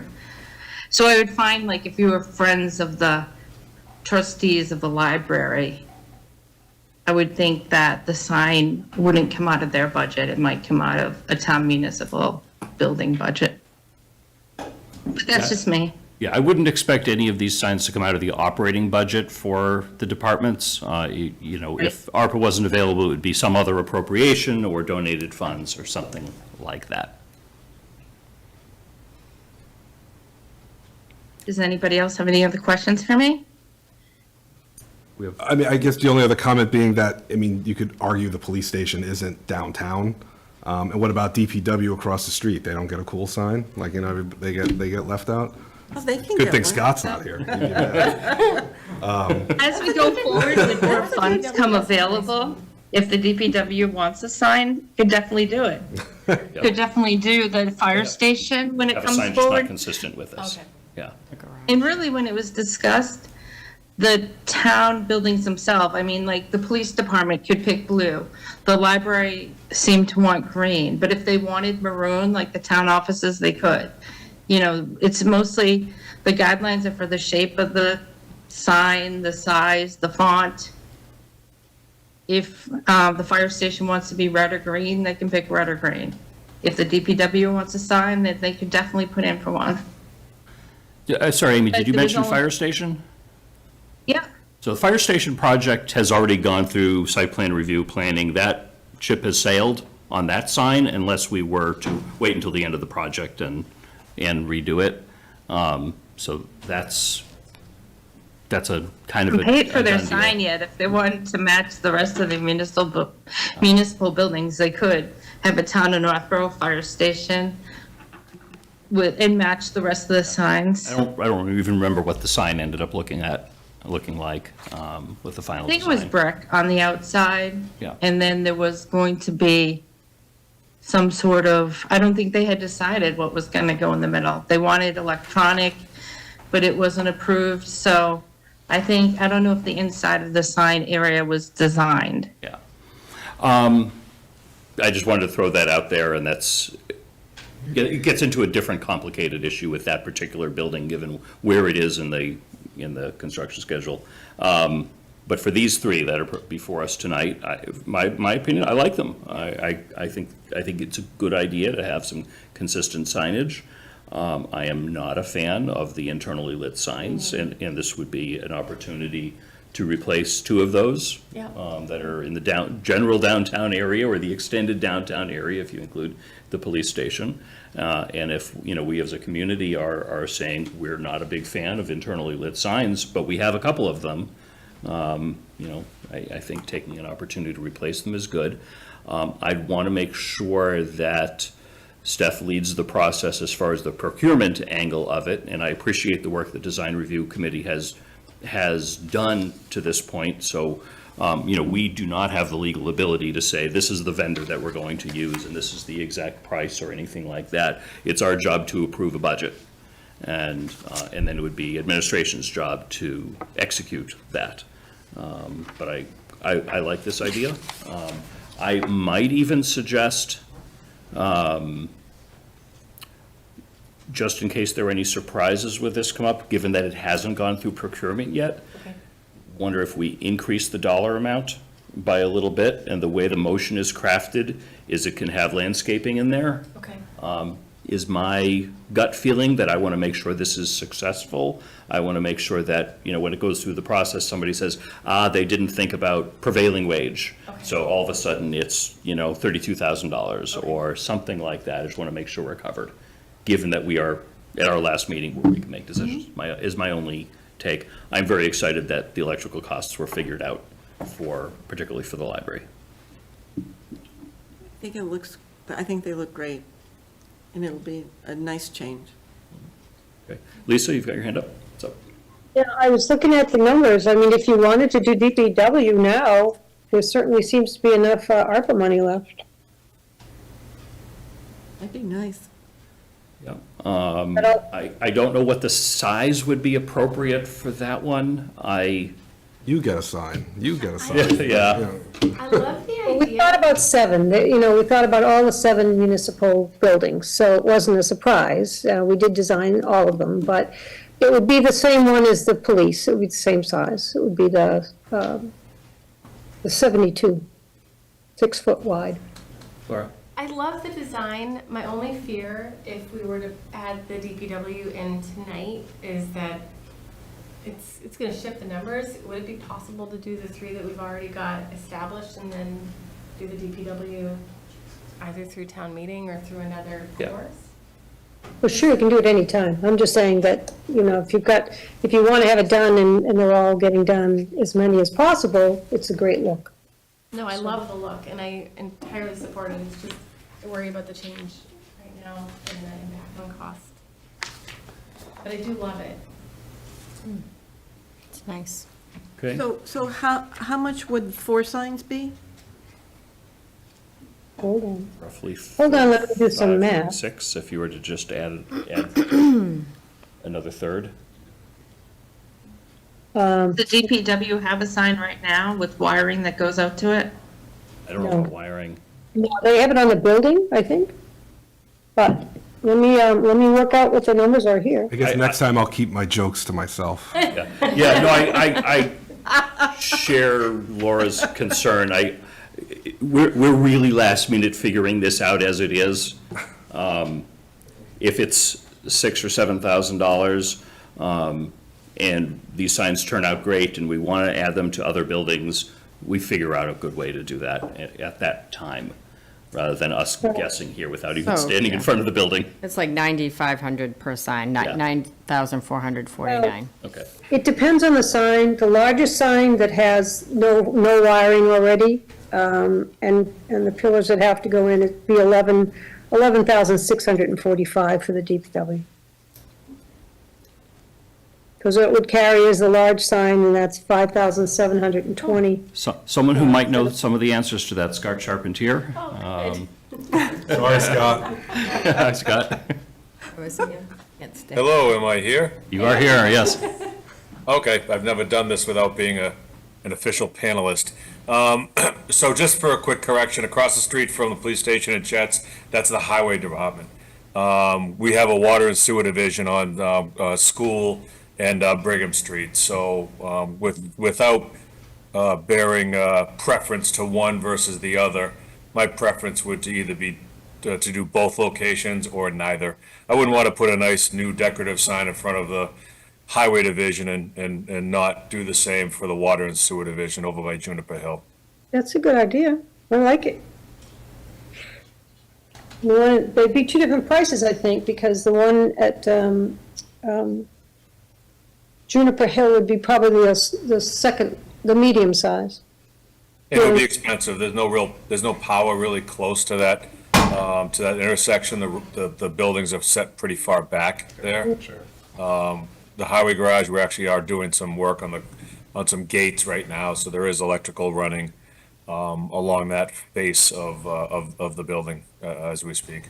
And just to be clear, the Northborough Town Offices sign, the current one, that was a full replacement of existing ballasts with new LED ballasts, not a light bulb replacement. It was a full, for lack of better terms, gutting of the sign. It's too bad. That's too bad. We had this in the plan since June. Okay, well, you could have extras. There's the numbers to do it in terms of how you'd like to do it. And then you have to go out to My bid. preference is move forward with these three and figure out how to do the others afterwards. Okay. I think that's. Can I ask a question, Mr. Chairman? Absolutely, of course. Was the electrical and sign installation quotes, were the contractors or vendors provided prevailing wage rates or indicated that they were going to be prevailing wages? The electrical came, he's a company that has done work for at least 5 municipalities regularly. Has a list, I think it was on his email when he sent it in. All right, as long as that includes prevailing wage rates. For example, we just have some electrical work being done at the highway garage, and a licensed electrician is $144 an hour, and an apprentice is $122 an hour. So that's a drastic change over what a non-wage rate project would be. Same thing goes with the sign installation. That's why I'm suggesting we increase this a little bit to make sure we cover surprises that come up during the procurement process, make sure we can do this. And if there's funding left over, the motion says can include landscaping. So we could put some flowers around the signs or something like that with money left over as opposed to sending it back to Washington. Okay. Yeah. So what amount were you going to propose to change it to? 33,000, 35,000 instead of the 28. Okay, so 35. That would be good, because we did talk about the flowers, underneath as part of design review. Yeah. So that way, money left over. Didn't want to could be push used for our luck. landscaping. Okay. We have one hand up from the audience. Doug? Yeah, just a couple of questions here. Doug Stone, 33 Birch Hill Road. So it's going to be an externally lit sign then? Yes. And will that be ground lit or something that's hanging from above? They're ground lit, correct? Yeah.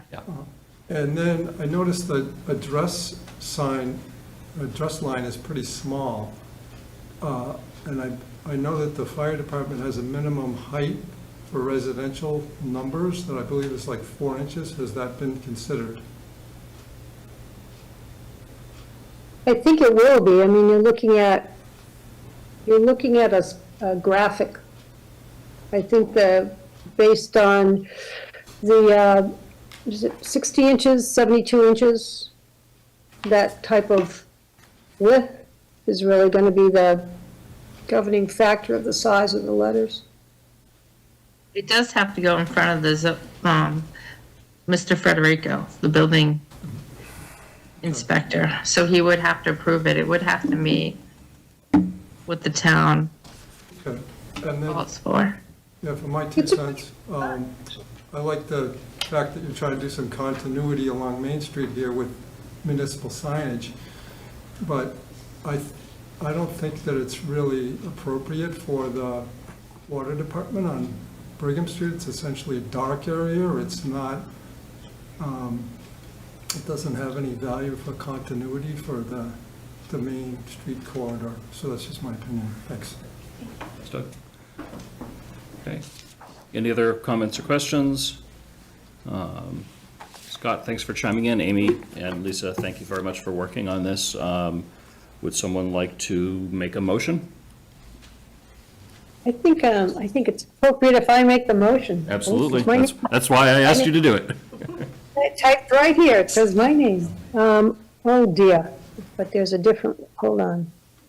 I now have to get the actual change in words, correct?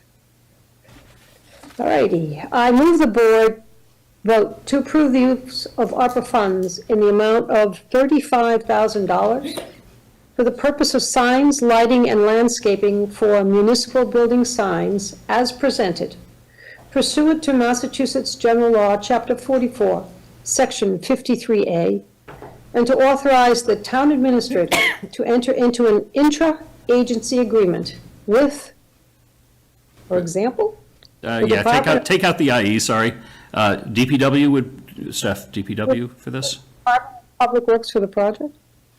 Yeah, Scott, are you gonna kill me? Yeah. Oh. He's raising his hand. Let's see what he says. Oh, here he goes. Yeah, it would either be Scott or Lori, one or the other. I'm happy to shepherd the project forward. Thank you. Thank you. Consider yourself volunteered. Yeah.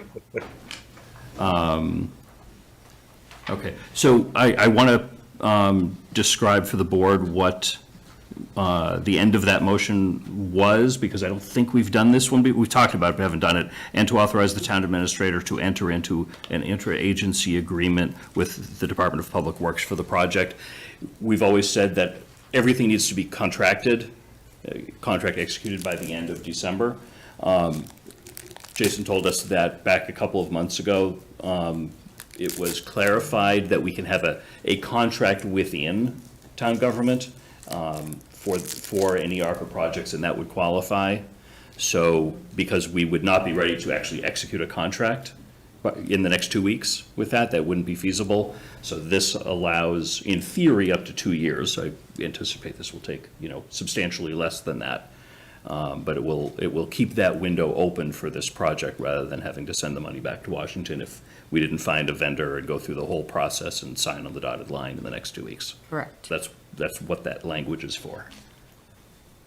Okay, so you've made the motion. Is there a second? Second. Okay, motion made by Lisa, seconded by Laura. Any other discussion? Okay, all those in favor? Lisa? Aye. Laura? Aye. Mike? No. Julianne? Aye. I also vote aye. Vote is 4 in favor, 1 opposed. Motion carries. Thank you very much. Next up, we have reconsideration of Fire Department Safer Grant, $32,320 from the fire chief. We obviously talked about this extensively at the last meeting. Mike suggested that we reconsider that, and once I heard that we had a little bit more leftover ARPA money than I thought, and that, of projects that were definitively on the agenda, I thought it was worthy of consideration. We certainly received some, I wouldn't call it, some opinions from the public upon the 3-2 denial of the project at the last meeting. I think it's, it's worthy of consideration to go forward. Mike, I don't know if there was anything else that you wanted to add? No, I mean, I don't like the idea of when the board makes a decision, revisiting everything. So the reason why I had asked, could this be reconsidered was, to what you said, the feedback that I received, through email, in person, at school pickup, through social media, that at least seemed to be, some disappointment and disagreement with the board vote. So we have the extra funds available to maybe take another shot at it, and I think kind of do what, at least in my opinion, is the opinion of at least those who've reached out to me overwhelmingly, that maybe they disagreed with our decision, and because of those extra funds, it's worth a revisit. Yep. Thanks, Mike. Chief, I know you're here. You don't need to present anything. Your deputy did a great job last time. I don't know if there are any questions. I assume you are interested in having us fund this. Oh, yeah.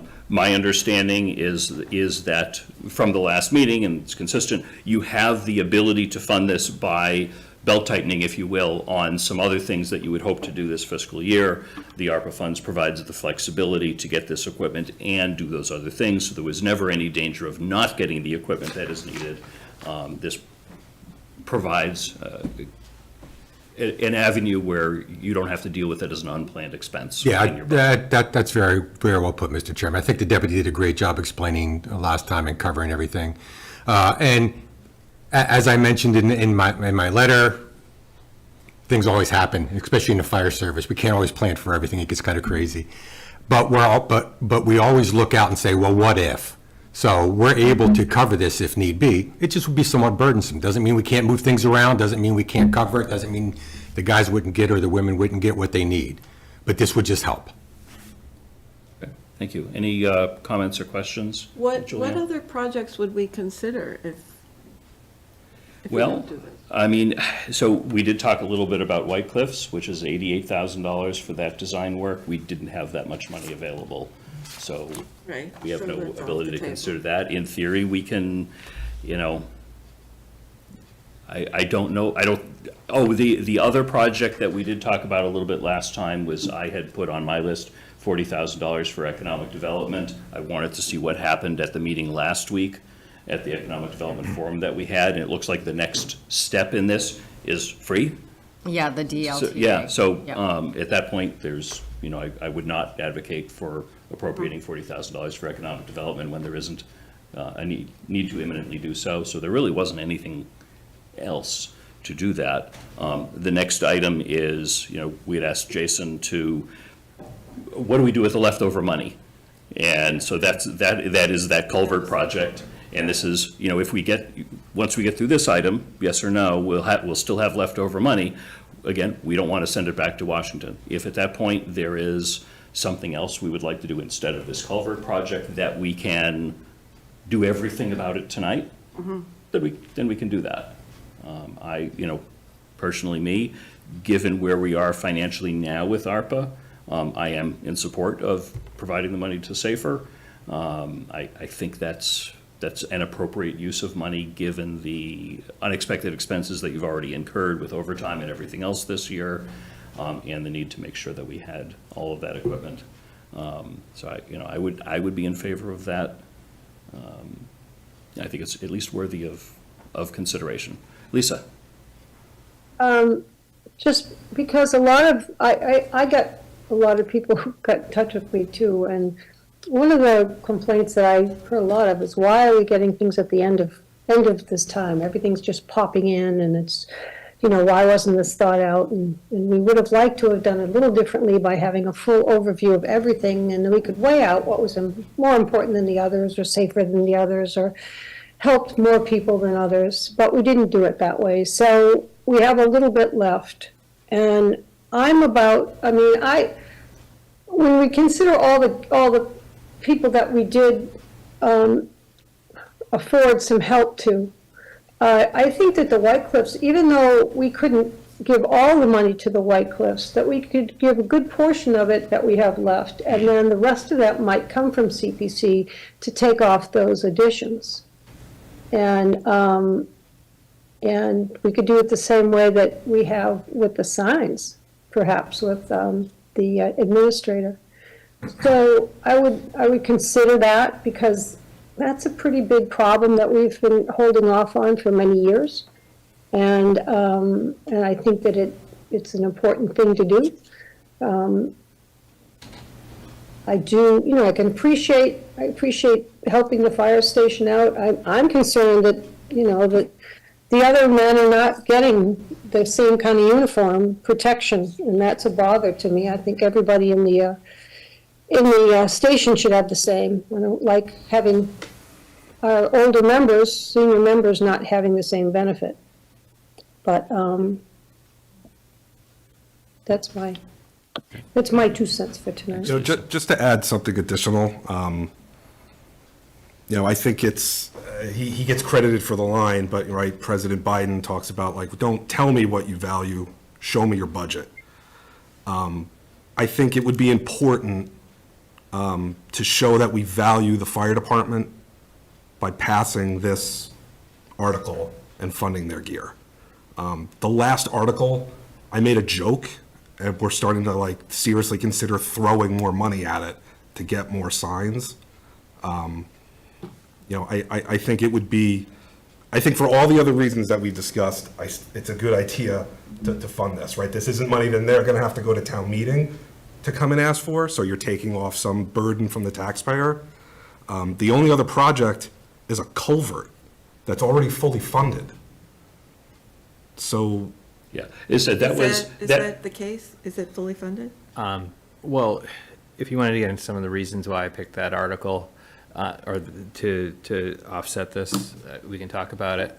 I know the Public Works Director has been before you talking about the needs for, we have a paving plan, we have a culvert, drainage and sidewalk plan. It's very unlikely we're going to get to sidewalks through that plan because of all the drainage failures in town, or failing drainage infrastructure that has been going on in town. I think he's been before you talking about the cost of, I think Assabet Hill was the one that was named primarily. That's how I came to this. Doing these numbers, we're left with, should the equipment be funded, we're left with $9,372. That's basically a token amount. When I was asked for a suggestion of how to close out ARPA in the end, if there's some change left in our pockets at the end of it, the suggestion for this came from, it dovetails with the board's goals to do sidewalks and infrastructure projects with DPW. There's an existing contract for this lining project, and so that would constitute an obligated project, so we wouldn't have to look hard for something new to obligate. It's something that exists already and we're doing already. So you could argue that this project is also for public safety. I mean, it's.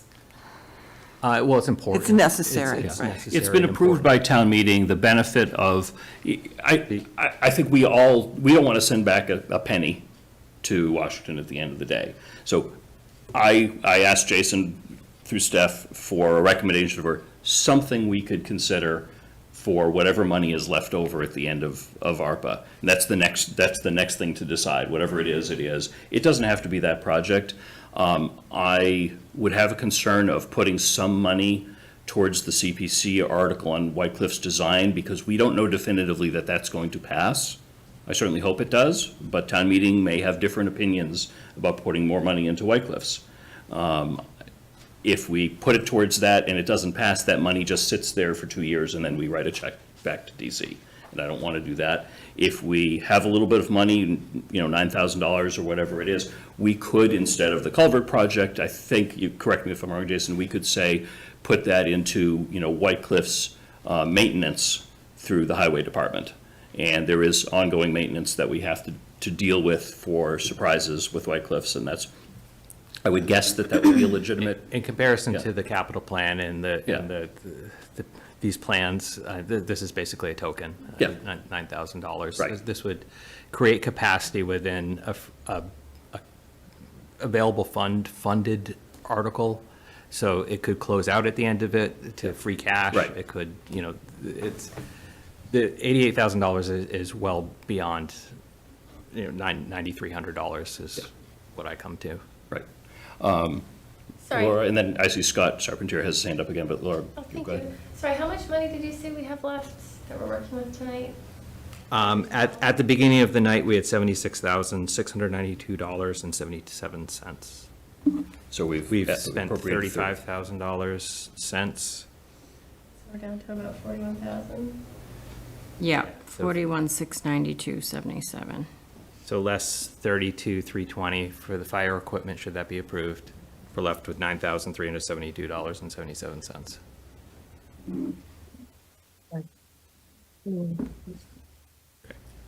Thanks. Let's hear. Oh, Scott, yes. Thank you. Hi, Scott. Oh, thank you, Mr. Chairman. I'm back. So Julianne asked about public safety and whether the culvert had any bearing on it. The culvert that has failed and is currently being held together with literal Band-Aids, mud flaps and concrete bags is on Church Street. Church Street is one of our emergency evacuation routes. I'm sure the chief is aware of that. So it is a safety concern. We're familiar with what happens when one lane goes down on a relatively busy arterial road in a town. So it is a safety and inconvenience concern. Albeit a nominal amount, it certainly would help. Thank you. Any other comments or questions? Again, we're talking right now about the reconsideration of the safer grant gear for $32,320. A question from the audience. Come on up. Thank you, Mr. Chair. Jacob Jones, 106 Green Street. Thank you, everyone, for all the work you're doing. The ARPA stuff does not sound like a lot of fun. My comment is based on a matter of principle. I want our fire folks to have the equipment they need, of course, and the town needs to pay for that one way or the other. So that's not what my objection is to. And it sounds like even if the board says no today, they're still going to get their gear. When the SAFER grant was originally, the acceptance of the SAFER grant was proposed, at least two very smart board members asked some very smart questions about what other secret charges are there going to be to the town, including equipment. And specifically, the equipment question was asked, and a specific answer was given by the department head. And it was that they were going to cost $18,900 according to the most recent bid for 8 pieces of gear. There was a grant for $19,000, so 100% we weren't going to have to outlay any more funds for that. And now it seems that that number was off by a threefold, because I think they're still including the $19,000 plus the amount that's at issue today. My objection is to a town government leader who can be off by a factor of 3 on the key equipment that their personnel have to use, which are being replaced on an annual basis on some rotation. So what level of care was taken in telling this board what the cost of that equipment was going to be before a representation was made to this board about what the cost of that equipment would be? That's my concern. Because I'm getting the same kind of information about 1,000% guarantee of no contamination on the soil, while the bidding documents say $720,000 to remove 8,000 tons of contaminated soil. So who am I to Try to believe? wrap it up into Sure. this item, So please. my concern is that approving this is to bless essentially what I consider, in my opinion, to be conduct that's not diligent. And I don't say that lightly, and I respect all of our folks who serve our town. They have hard jobs. But as a member and resident of this town, I expect town leadership to do their diligence before they tell me things are 100% or 1,000% guaranteed. And I was really disappointed in both of these instances. Thanks. I know that question was discussed, and I think Deputy Spacey fell on his sword with some of the information that went on. It wasn't the deputy's fault, it was my fault 100%. He wasn't the one who put the numbers together. I looked at the quote that was given to me, said, great, we're all set. Didn't realize the quote was only for coats. That was my fault, without question. I hadn't intended on coming back to this board to ask for anything. I only came back because I was prompted to. I think that's important to understand. I had no intention of coming back to the board. I take great offense to Mr. Jacobs' comments. I'm not going to go any further than he doesn't know what we do or how we do it. And the fact is, I'm very careful with our budget, and I think the board knows that. I have given back money every year with our budget and with all of our capital programs we put together. So I take great offense to his comment. And even if that criticism of the chief, you took it as correct, these aren't 8 sets of gear for the chief. This is 8 sets of gear for young men and women who are going to sign up and be hired on the Northborough Fire Department and show up on our worst day. Again, to me, it's a little bit of a value statement of what do we value. The fire department from ARPA hasn't received anything. Police department's gotten things that I'm proud to have voted for, as have many other departments. You know, it brought it up last time. The dog park needed more money for a pergola or something, whatever the covering was, and some drainage issues. They could have amended the plan. They could have made some changes to make room for that in their budget, what they were approved for, but we paid for it. The board decided that that was valuable, that was part of our values to cover that.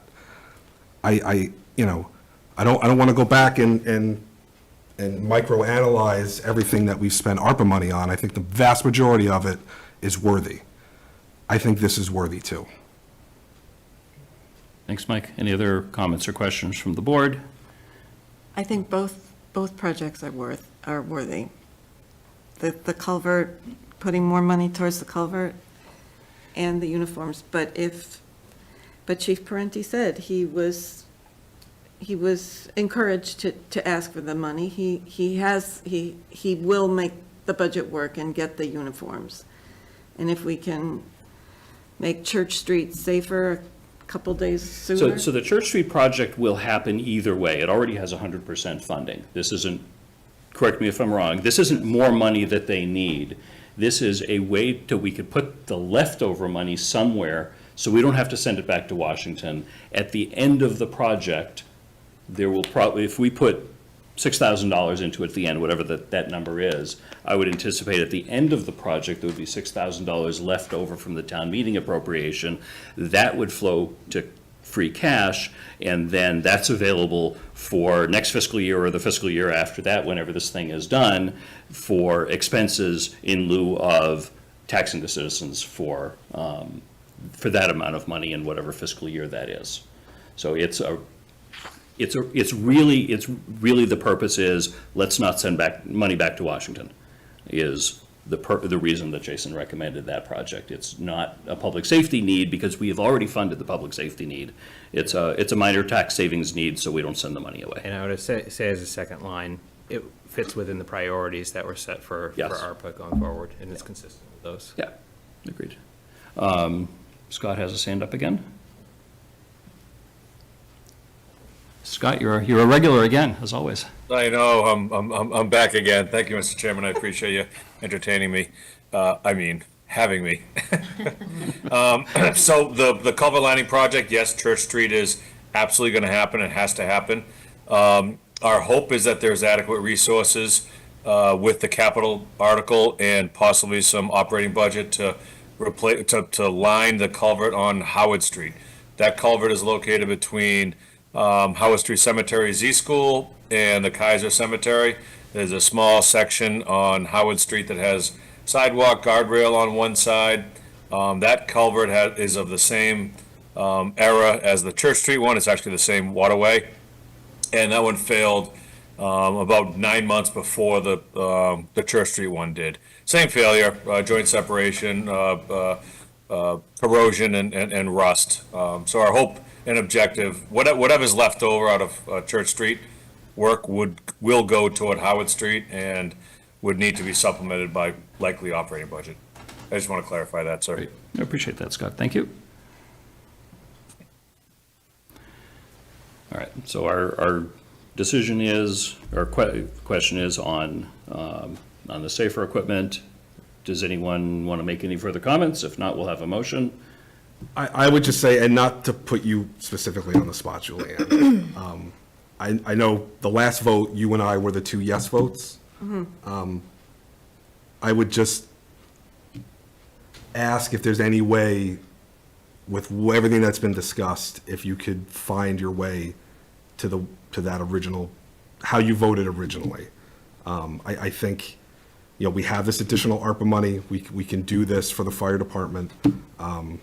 I don't mean to be out of turn and put you on the spot, but I'll just put that out there. How about this? We have $41,000 left approximately. Split it, that would help you. That would help Scott.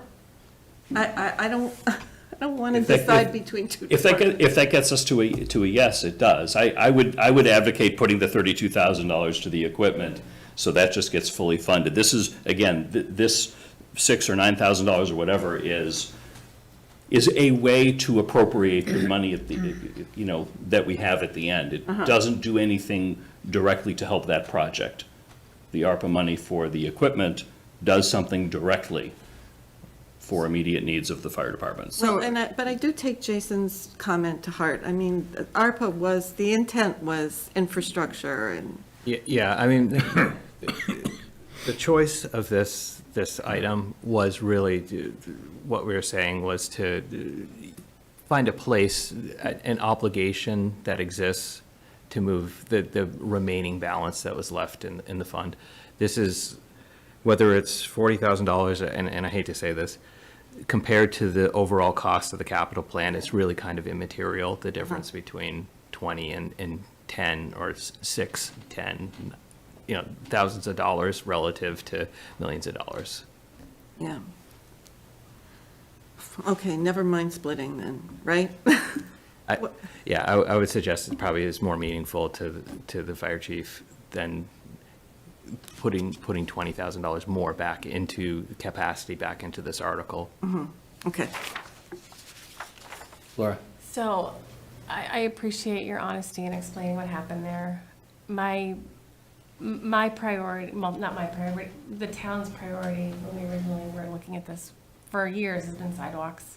And that was my biggest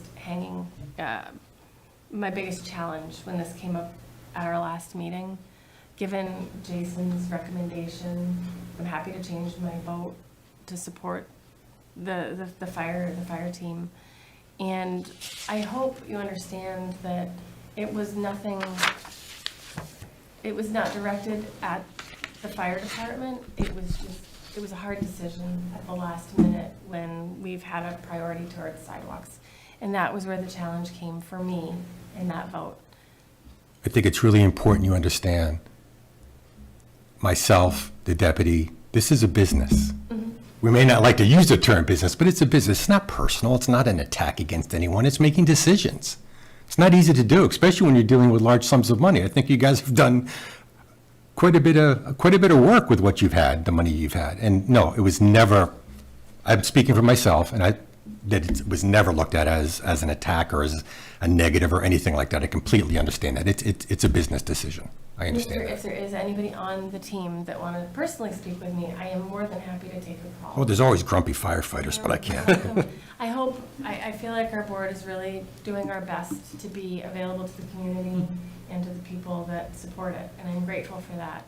And if something was misunderstood, I'm sorry, but I appreciate everything. Mr. Chair, can I make a motion? Absolutely. I move the board vote to approve the use of ARPA funds in the amount of $32,320 for the purpose of funding personal protective equipment for safer grant firefighters, as presented in the memo by the fire chief included in the meeting packet pursuant to Massachusetts General Law, Chapter 44, Section 53A, and to authorize the expenditure of such funds by the fire chief. Is there a second? Okay, motion's been made by Mike, seconded by Julianne. One final question for you. You will still be able to execute a contract in the next couple of weeks for this Yes. equipment, correct? Okay.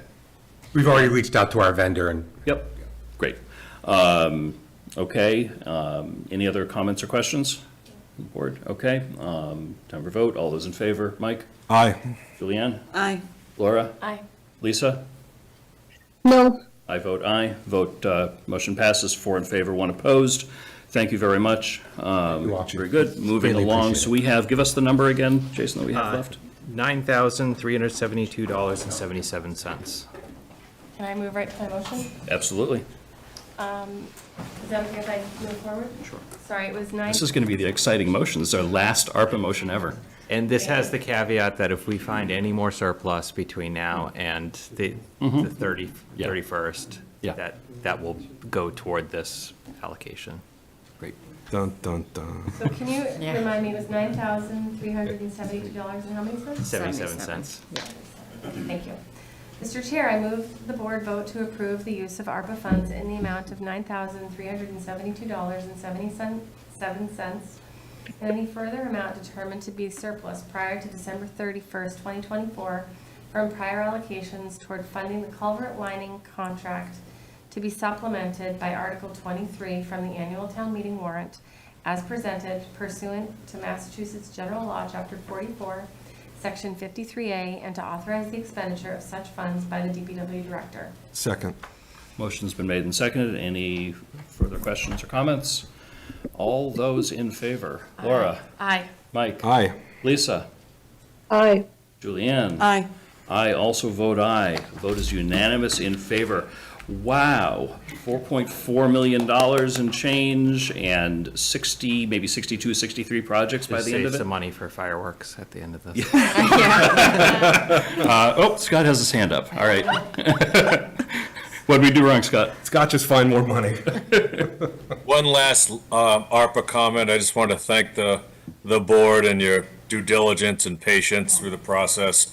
It's not quite the 11th hour, but I'm glad we're not here on New Year's Eve. Thank you for your support. You were looking forward to that, weren't you? Thanks, not the Scott. Senate, right? Yes, I mean, seriously, No. you know, I think it is worth spending a moment to reflect upon the last couple of years of ARPA discussions, because there was one possible way to do this at the beginning. We chose the harder route to do this. We did a lot of good with this money, a lot of good. A school roof, some sidewalks, designed for more sidewalks, and a whole bunch of little things, helping some nonprofits in town. The American, the Legion. The Legion, the Historical Society. Early in the process, we funded some community meals. Beautification projects. Yeah. With the tree program and you know, a lot of good stuff. Yeah, I mean, when I saw that list that you sent out pretty recently, it was, you know, I think by the time we're done, it's like 62, 63 projects. It's really impressive. So I think I'm very proud of the work we did. It took a lot of long meetings and a lot of discussion, and some of it involved some angst, but we got through it and we're done. With that, moving right along. Mr. Chair, you mind if Yeah. could we take like maybe a 5-minute break? Perfectly fine with me. We'll be in recess for 5 minutes. Thank you. Back at 10:08.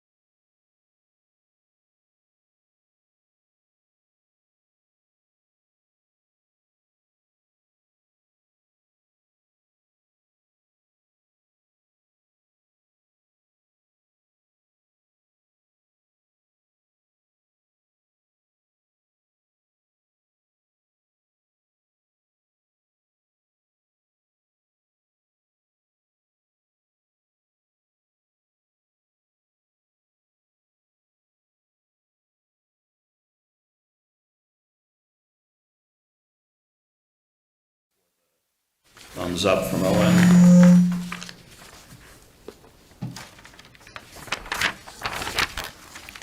And we have it. We are back in session at 10:10 PM. Thank you very much. Next up on our agenda is Whitecliff CPC discussion with Lori Connors, Planning Director. And Lori, thank you very much for being patient through lots and lots of discussion. What brings you here tonight for this? All right, thank you. So, just a little bit of reminder.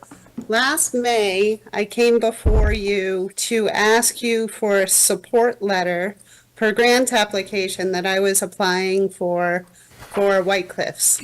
So that specific grant application was for to pay for the architectural services associated with determining how to demolish the 1960s additions on White Cliffs. So that would be the two kitchen additions as well as the significant 5,000 square foot dance floor addition. And there's a second floor addition on the west side of the building that would also be affected. So I submitted that grant application. Thankfully, you folks supported the project and you provided me with a letter of support to bolster that application. I found out in October that we were not successful with that grant application.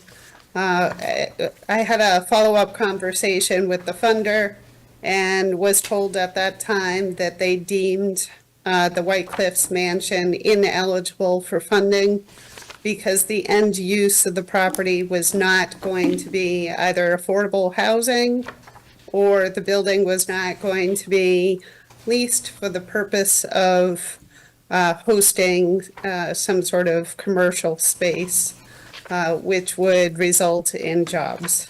So that prompted me to apply for CPC funds for the same project. So I went back to the designer, which was DBVW.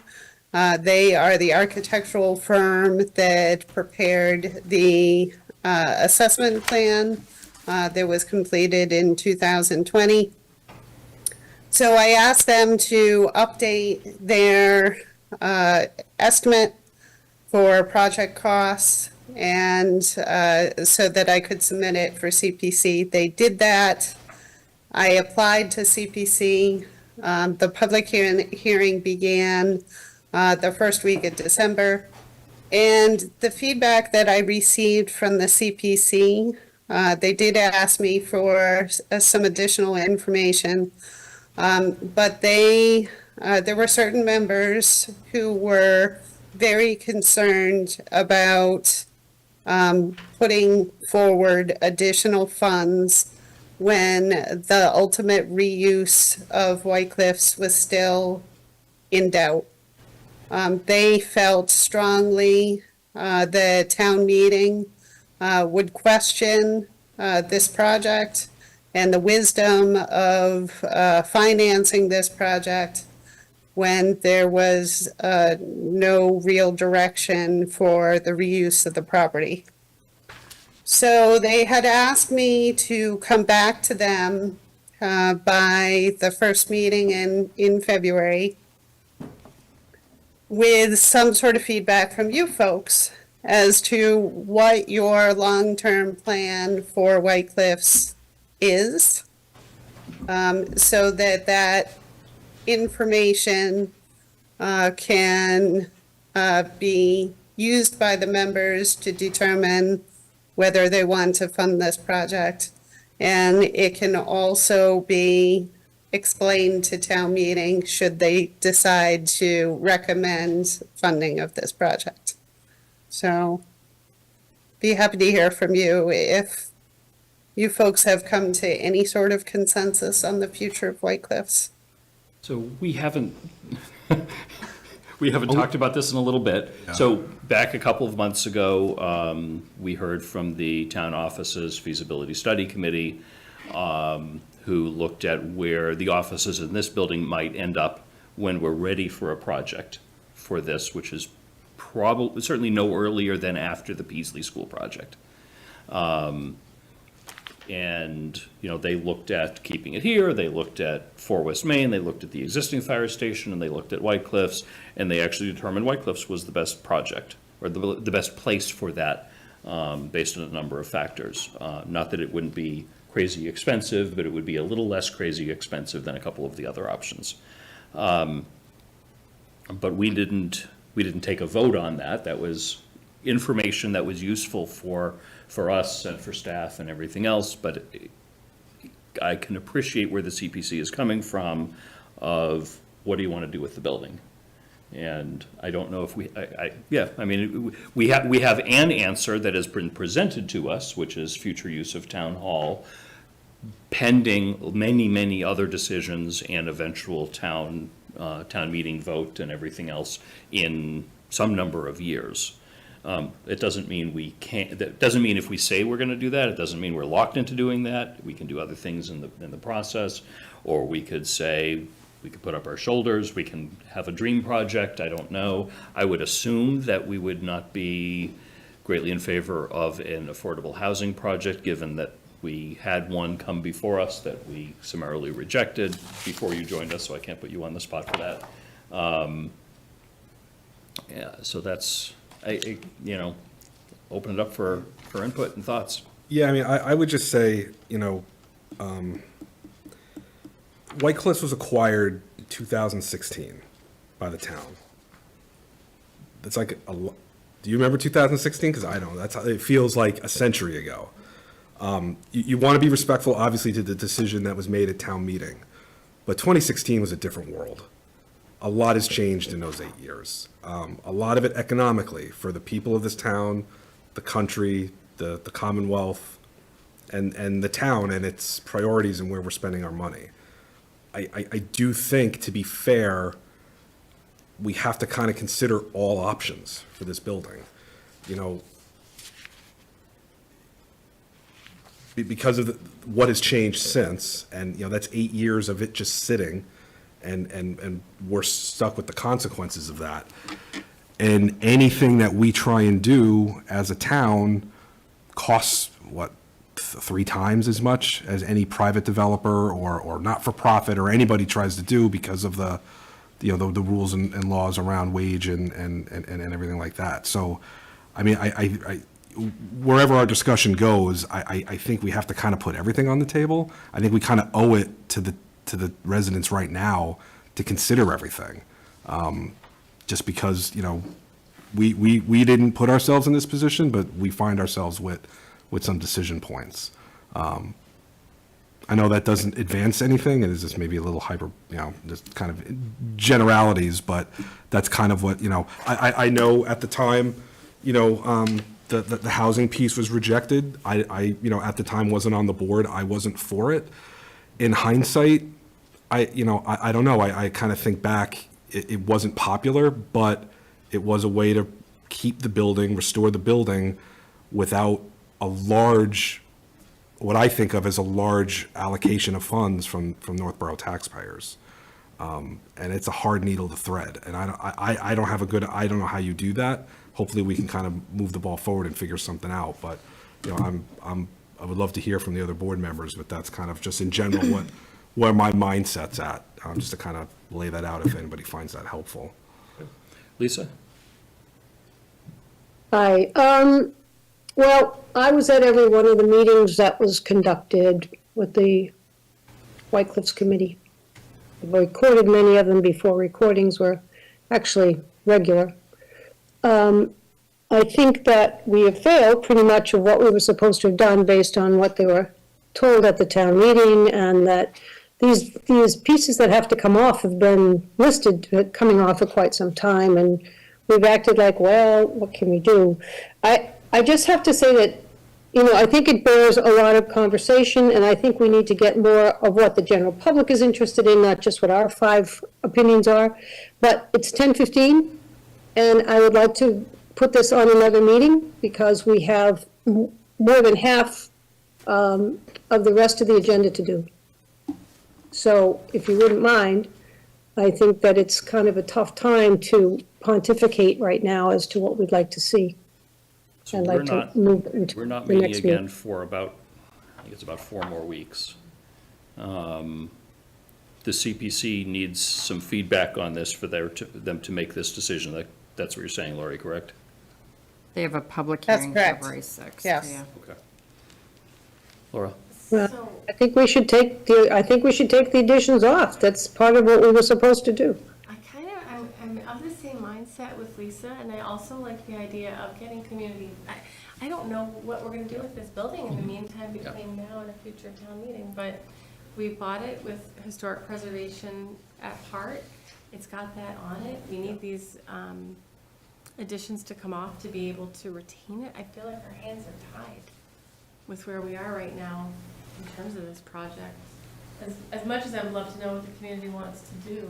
Well, but in order to get that additional funding to take down those additions, they want some direction of where we want to go with An it. action plan. Yeah, yep. And Lori, how specific is that? Like, we want to target housing, we want to target commercial development, we want to make it a town hall. Like, are they looking for something that specific?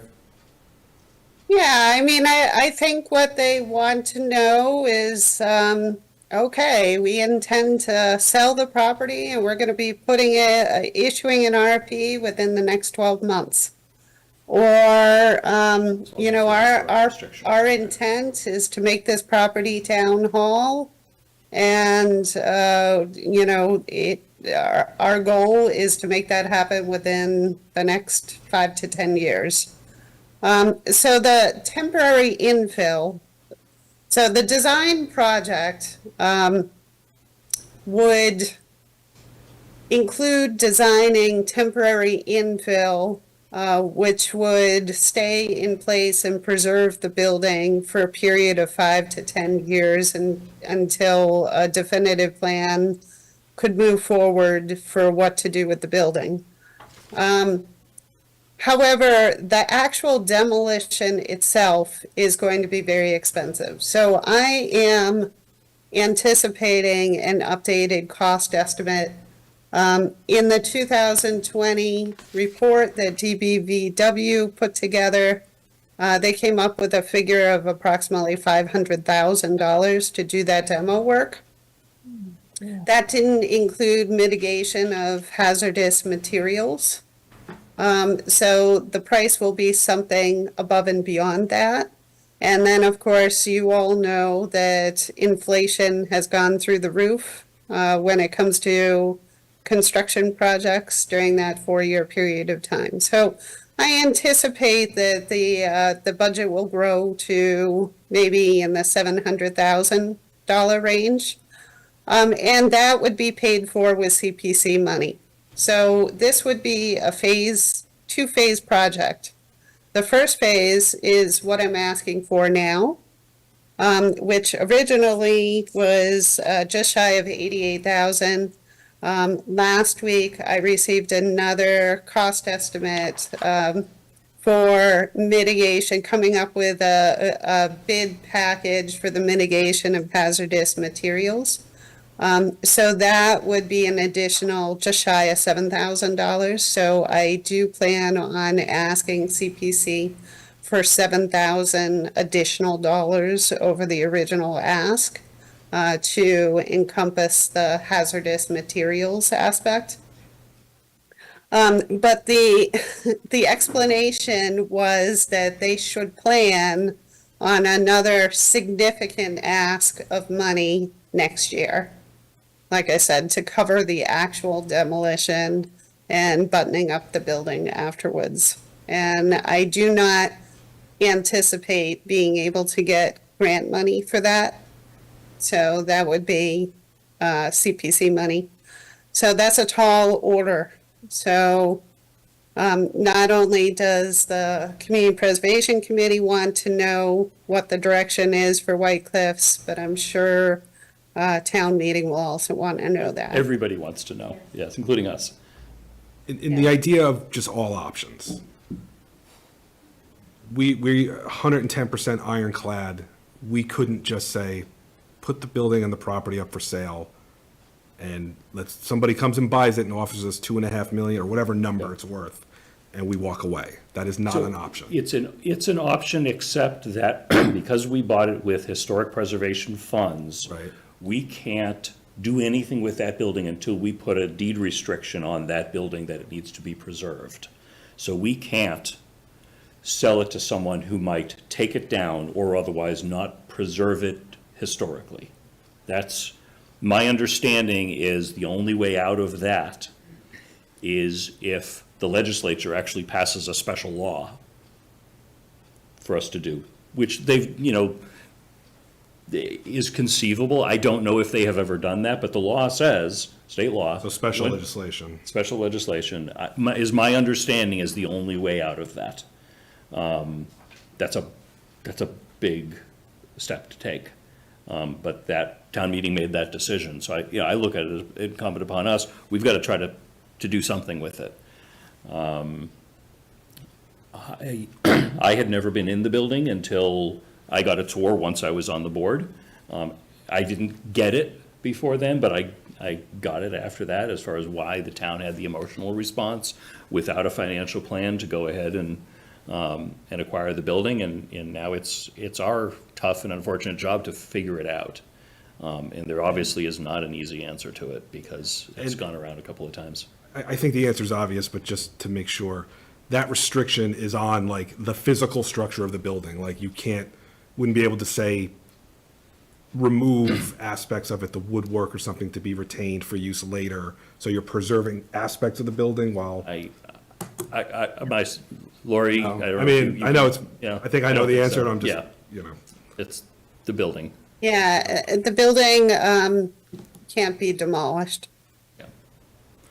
I Deed have, restriction was supposed to come right after we purchased it. We waited and waited. We're out of compliance. yeah, I am surprised we've never put the deed restriction on there. The way it was explained to me by someone that was in that office a couple of years ago was that we were waiting to find out what we would do with the building and then create the deed restriction that, that might give us a little extra flexibility when we put that on there, rather than doing it at the beginning. I don't know. That's, and, so trying to button up the building for 5 to an additional 10 years, like the last 10 years, 8 years haven't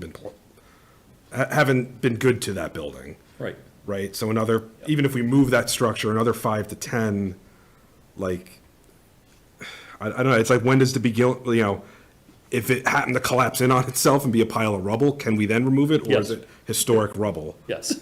Yeah, at that point, I assume if it came Will down. become structurally unsound or something? Yeah, my suspicion is there are ways at that point. I don't want to do that. No, Yeah, I'm just. Right, but my take is the first 4 years or so, particularly not having dehumidification in that building, caused a tremendous amount of damage to the interior of that building, and that's heartbreaking. That, and it just happened, and, most of us were not on the board at that point, and that Yeah, was. they have that was that. N95 masks at the door because Yeah. of Yep. the mold and Yep. all that. Absolutely. So Lori the CPC needs some direction. We're not going to be able to say, it's going to be a hotel, because we don't know that it's going to be a hotel. It's, or something like that. My, just off the cuff thinking is, maybe we say, all right, we know the option for town hall has been presented to us and it works. Maybe not financially, but it works. Maybe we say that we do another RFP. It's been a couple of years. Yep. And we got 3 responses, only one of which was even valid, and we really didn't like that. Maybe we do another RFP sometime within the next few months and see what we get. And maybe there's something in the RFP that we can change from the original. Like if we say, we definitely don't want affordable housing, we could just say, we don't want affordable housing. Or if we want it but limit it, we can limit it. I mean, anything that we do to limits the possible responses that we get. But the economy has changed since then. The housing market has changed since then. A lot of things have changed since, that was, 2.5 years ago, whenever that was, that that RFP initially hit the street. Hopefully, we will get back something different and interesting. Will it be something we can accept? We don't know, but that's kind of my thinking is do the RFP, see what we get. If we don't get anything, we continue on the path of it being town hall. I don't know if that's enough information for CPC. I think if we do the design project for this and they fund that, that increases the value of that building to someone that is bidding. So we can say, we're in the process of funding this and that, so maybe we wait until after town meeting to do the RFP, and that way we can put in that document, hey, we're funding this, we're committed to it. You can take over this design, but we want to make sure we would have that answer before we came back a year afterwards and said, we're looking for $700,000 for actual demolition work of the additions, which are not historical. And if somebody did want to take it in an RFP, Yeah. their demolition cost is going to be less than ours. It would likely be less than ours. So yeah. everything would be less than Yeah. ours. So I guess that's my only concern, well, one of many, but is sort of then kind of tying ourselves to a large ask for additional work on a building that we're not sure where we're going with. Yeah, I think the $88,000 is not, I mean, not that it's not nothing, but it's something that the CPC has, in their budget. They can probably fund that. 25% comes back from the state towards that. I'm okay asking them to go down that road if they are comfortable doing that. But it's just, I wish we could, let's have it be X, and we know it would be that, but we don't have the ability to do that right now. Lisa? Do we have to make this decision tonight, Laurie? They want some guidance, definitely by the first meeting in February, which I believe is, I can tell you the date. So that's all right. That gives, the first meeting in February gives us the month of January. It's 10:30. This is a huge issue. It can't be decided in 5 minutes. Yeah. I think we need to put it on to the next. I think it was agenda. worthy of having some discussion. My suggestion, and I think we've had some discussion on it with a few different ideas. I think we maybe task our town administrator to maybe come up with, do we kind of like the idea of maybe issuing an RFP? I love the idea. Okay. I don't like the idea. Okay, well, Not just thinking about it for a minute. I'm not Okay. sure about that. all right. So what would be your alternate suggestion? So, Lori, you and I had talked about, when we went to that historical preservation conference in Worcester, and there was that organization, Architectural Heritage Foundation. Did we ever get any, the ability to have a talk with them, or? So we've engaged with that group in the past, and Norm Corbin, I'm not sure if he's here. I know that he spoke with them previously. I believe, if I remember He has raised his correctly- hand. I was going to say that he's Thanks, here. Norm, to the rescue. Okay. Norm, you've been summoned. Can you hear me? We do. So that company had been contacted a bunch of times. And several months back, I did forward an email that I got from one of the contacts there that they had no interest in White Cliffs at all, which is why they didn't put in an RFP. They didn't respond to our RFP. And so that's just one company, but the fact is they didn't have future interest in working with us. Okay, well, good to know. Yeah. Basically, if we want to consider any outside organization taking ownership of that building, we have to do an RFP. I don't think that, I'm not sure that they take ownership, per se. Or take lease of it. Really, if anyone uses that building that is not the town of Northborough, pretty much has to be an RFP. So RFPs can mean a lot of different things. So. If I may, To do this right. Okay, Lisa, I'd like Norm to finish his thought, and then I'll get back to you. wrap up, because I've been listening to your conversations. If you put out another RFP, which you will have to do at some point, I think before you even do that, you really need to get community input so you don't get blindsided. We got blindsided that last time when we put that RFP out. So my recommendation is get community input, see what they're looking for, put out an RFP, and I really like what Michael said. We need someone to do some homework on all the options of that property. We seem to have piecemeal information, and it'd be great to have a part of an organization that really looks in the details of what all the options are and clearly how, and as much as I hate to say it, but we have to include the information of how we would sell the property and someone demolish the building. We need to know those specifics, how much it costs and what we can do. We seem to have a lot of loose ends on this project, and that's my 2 cents. Thank you, Norm. Okay, Lisa? I agree with Norm. That's the bigger problem, and DVBW never fulfilled their total contract because they were supposed to make a presentation to the town so the town could make some decision, and that never happened.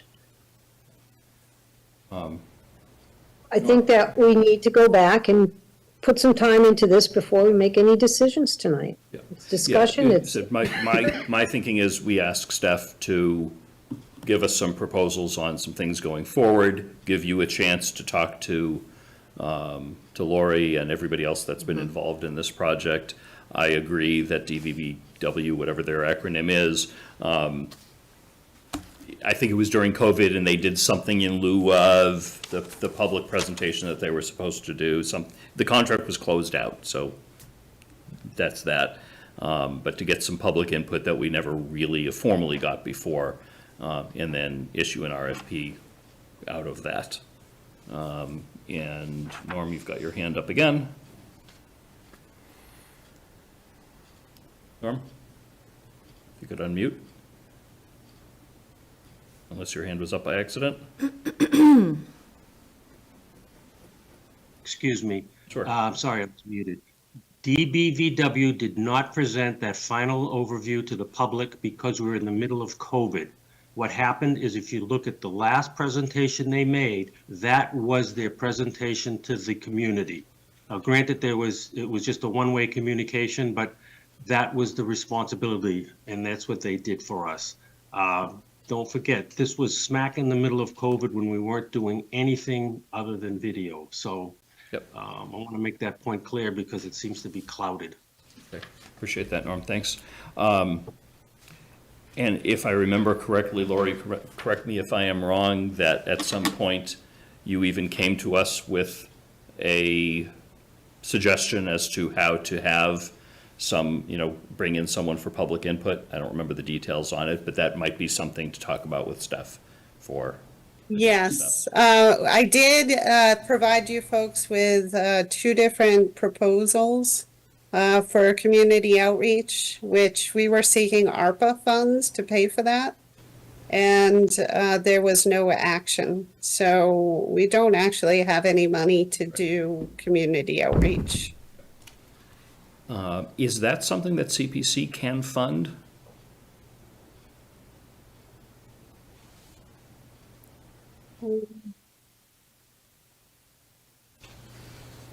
I think that was asked prior and determined that was not an appropriate use of CPC funds. Yeah, that could be the case. So that's why we went to ARPA. All right. Well, ARPA is no longer an option because we successfully finished the ARPA appropriation process. All right. So is everyone okay of us asking Steph to go ahead and take some next steps on this, come back with some recommendations and options for our next meeting? Yes. I appreciate we've got to get CPC some information before they'd be comfortable making some decisions. So that would be at our first meeting in January. What specifically are we looking for? I mean, I love the idea of get all the information on the table, but I think a list of some of that, of what Right. that stuff is and how to get it. Yeah, absolutely. And if you have suggestions, email me as well.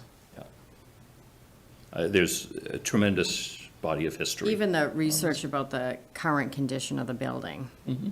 Yeah, that's, yeah. Yep. I mean, that's something that the DPW has a lot of information Yeah. on that. Mhm. Have you been in the building yet? Yeah, I have, Okay. yep, yep. All right. Are we good continuing based upon that? I'm glad we had the time to start the discussion so that Steph has some things to do, and then we know what we're continuing with next time. Moving along, renewal of Select Board's licenses for calendar year 2025. See attached lists. It's a big list.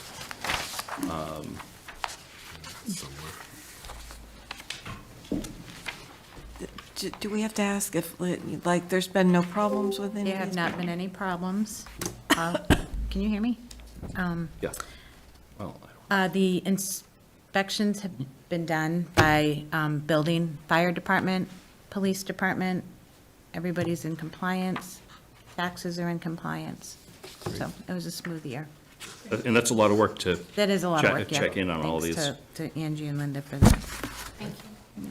Okay. Would you like a any- motion? Yeah. I move the board vote to approve the renewal of the annual licenses for the calendar year 2025 as indicated on the attached 2025 Select Board Annual License Renewals List, with the condition that each licensee receives a satisfactory inspection from the fire, building, and health departments.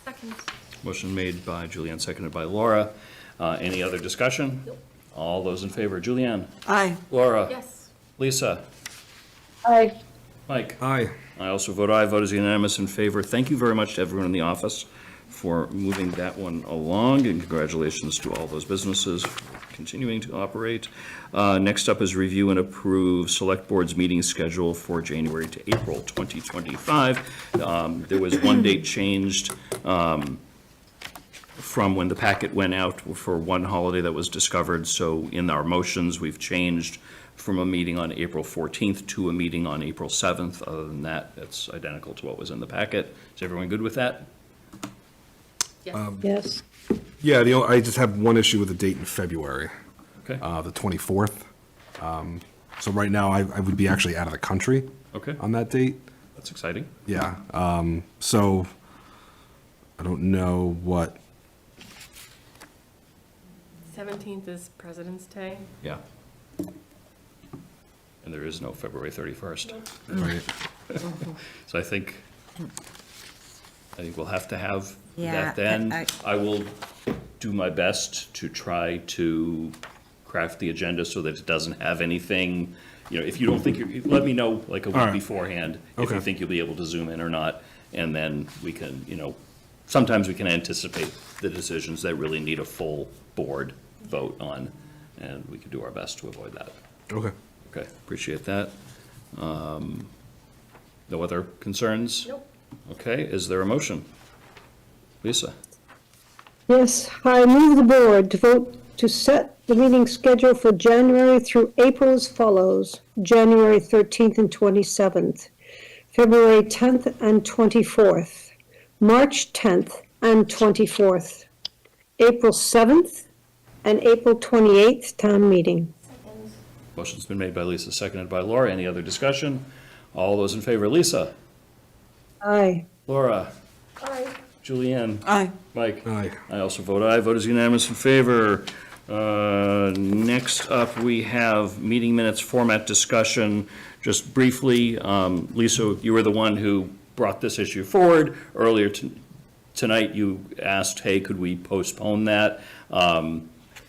Perhaps we can take just a couple of minutes, and Di or Steph, if you could just walk us through quickly the work that's been done in the office, so people at home know what we're using now and what's available. Yes, I'm happy to. So in your packet, you have a memo that talks about, we've all recently attended the open meeting law training. So we have the information from that. There's also materials relative to that. I did receive an opinion from town council, which it all is together saying this is what needs to be in the meeting minutes. we have discussed the fact that it does not need to be a transcript. I think these are the minimums that we can do. The board can certainly choose to decide if they want to go beyond that, I think. But we did just purchased a program, an online program.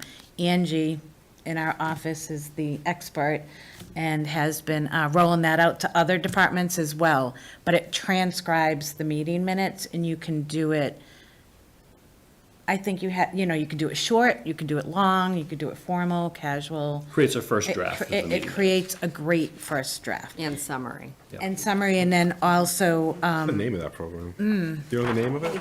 it's HayGov. HayGov, yep. Clerk minutes from HayGov.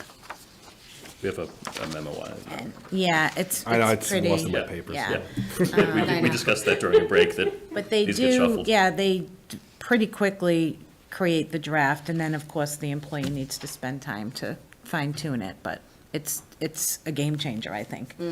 Does it save a lot of time? A lot of time. Oh, yeah. That's fantastic. McDee's. Technology our way out of a problem.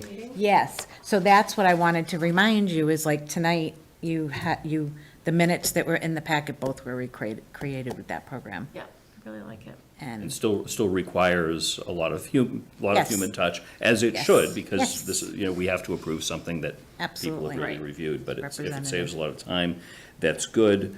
I have noticed that the meeting minutes that we had tonight, at the end of them, had a link to the YouTube video, Yes. and it said for video and transcript, go here, because YouTube generates a Right. transcript. It's a little quirky, particularly to get to it and search in it. Not everybody knows how to do that, but if they see that in the meeting minutes, that might prompt them to figure that out. right, So for people that are looking to search for a transcript, that can do that. My understanding is, can this product also generate a transcript? I believe it can. Yeah. I think it can. Yeah. That's what I thought also.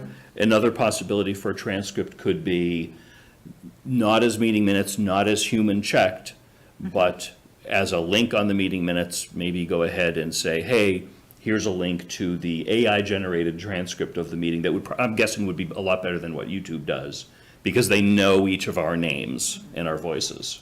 Right. But that's Yeah. always available on demand, right? You wouldn't necessarily need to do that for every meeting. It could be if there's a transcript needed, you could then run. I'm just thinking about extra work for. Yeah, I don't know staff. how much extra work that would be to not only run it, but then put it somewhere.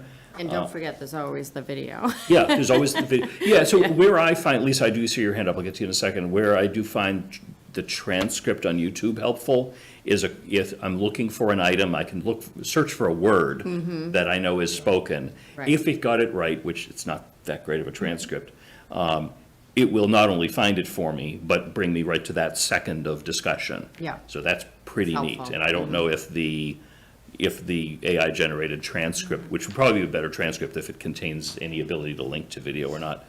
Lisa? Couple questions. We received a couple of minutes from design review. Is it the same one that they're using? Recently? Are they recent? Yeah, Likely. they're- It could be. it was fabulous. Yeah. I mean, that's why I'm asking that question. I'd like, if it isn't that one, then I would get that one, because that was really amazing.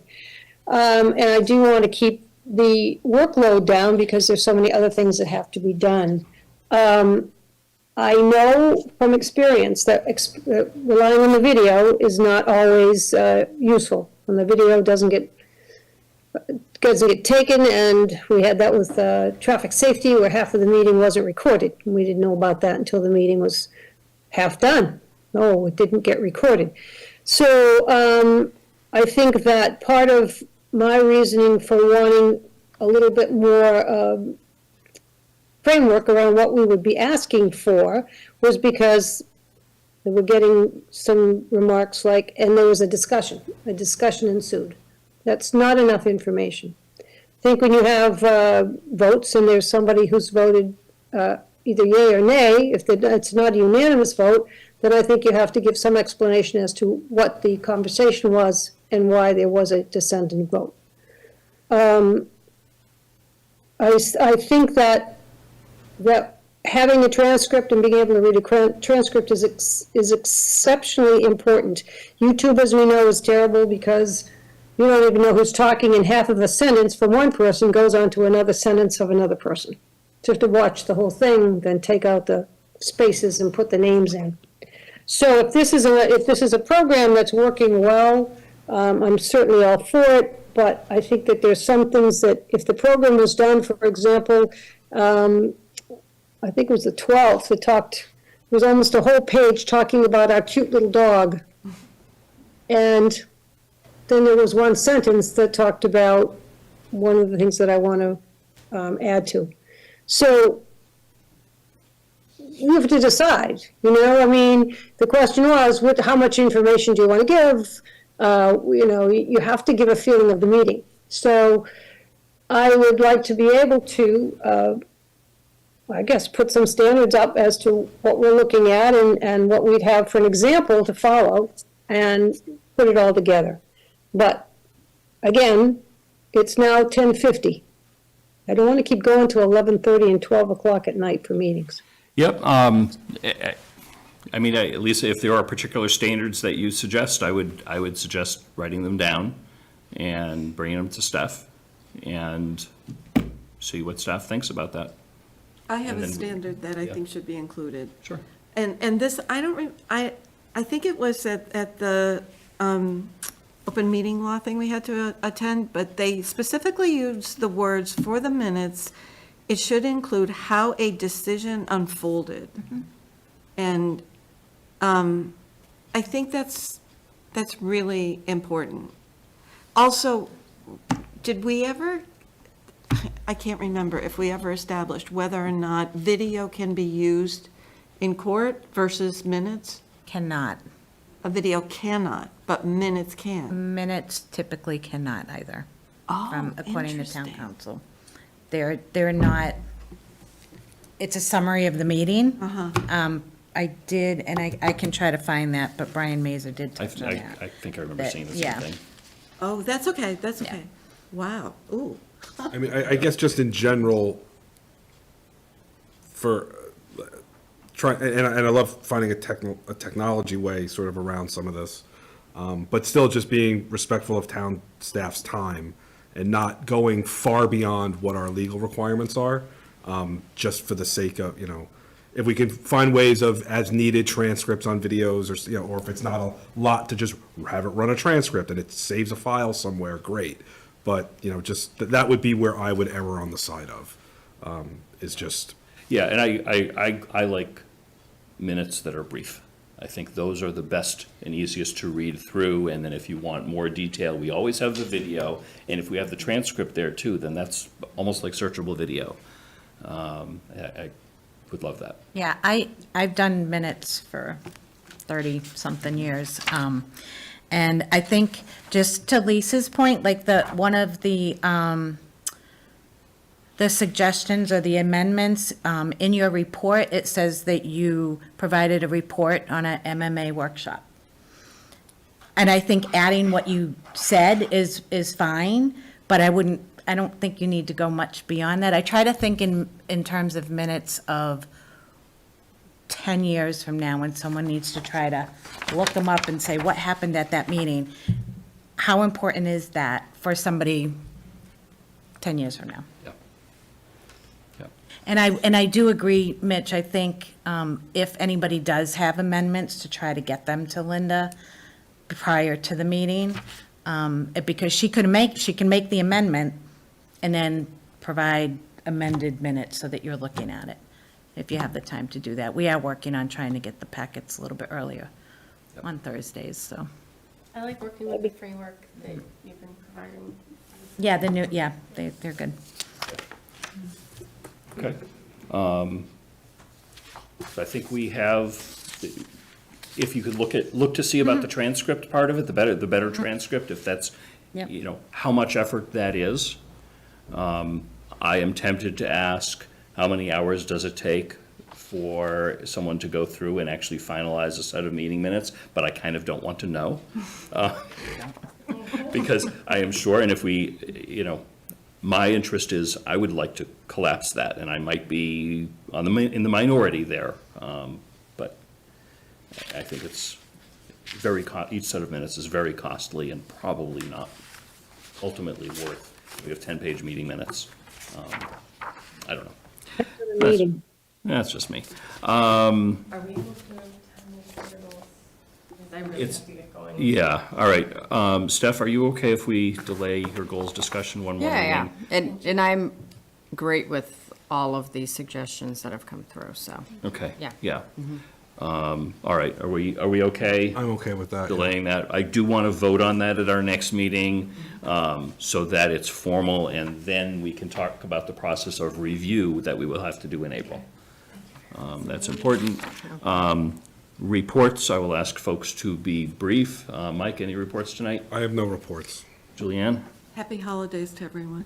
Okay, very good. Laura? Happy holidays, and I wanted to give a special thanks to Gary Phillips, who hosted a native plant workshop at the library on Saturday. It was a huge turnout. Lots of I went to it great last year. plants. That's great. It was awesome. Yeah. And then thanks to everybody that made Wreaths Across America possible. Oh, yeah. Yep, excellent. Lisa, any reports tonight? It'll be brief, as everybody wants. I attended the Conservation Commission last week as a liaison, which I should be doing more often, and found that Motel 6 is moving forward with their septic build. I attended the CMRPC Eco Development Seminar on Wednesday, 12/11, with the entire board, and I think we still have quite a long way to go to get consensus on what we're looking for. We got a letter from Hudson Street for a truck restriction from a Kyle Murphy, and it's been referred to the Traffic Safety Committee, although unfortunately Kyle doesn't realize that any street that goes into another town is ineligible for a truck restriction. So that could kind of set the tone for that. Took a tour of Forest Main Street on 12/6 and found that there was a little difficulty on the basement floor. I'm hoping that's going to be taken care of before the end of the week. Let's see. Okay. All right, that's it. Okay, thank you. I'm sorry, one more thing.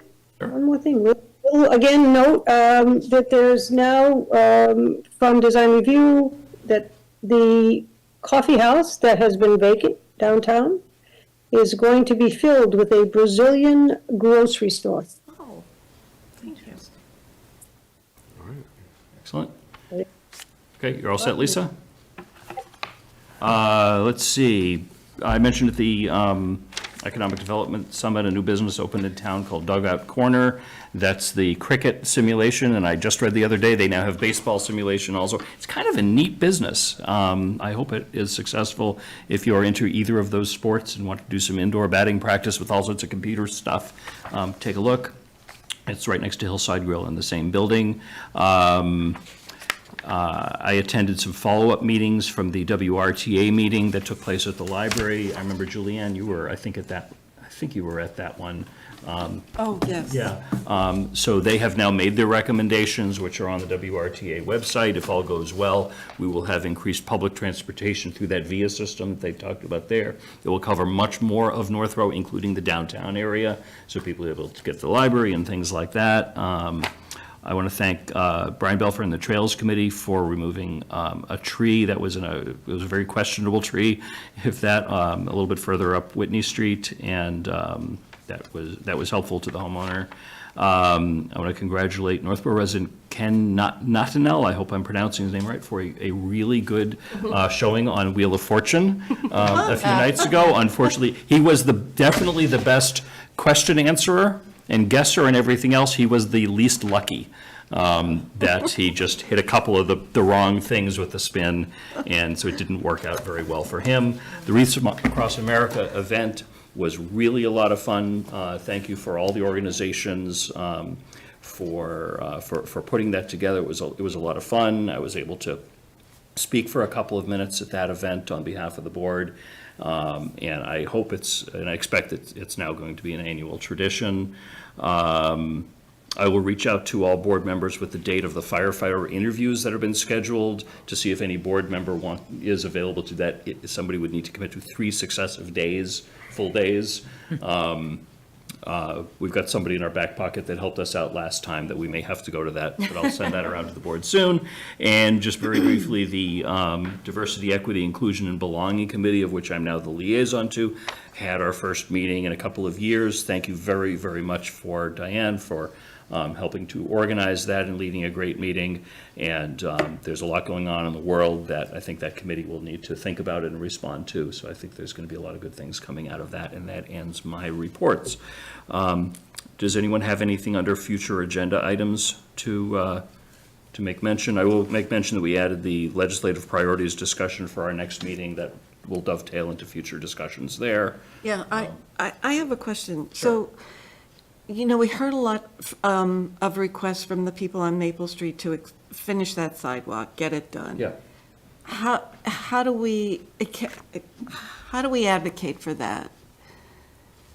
For the, So the sidewalk on Maple Street. Yes. Is kind of half done, and it would be ideal if it continued from, I guess, like Main Street all the way to Algonquin. Okay. All the way to Bartlett Street.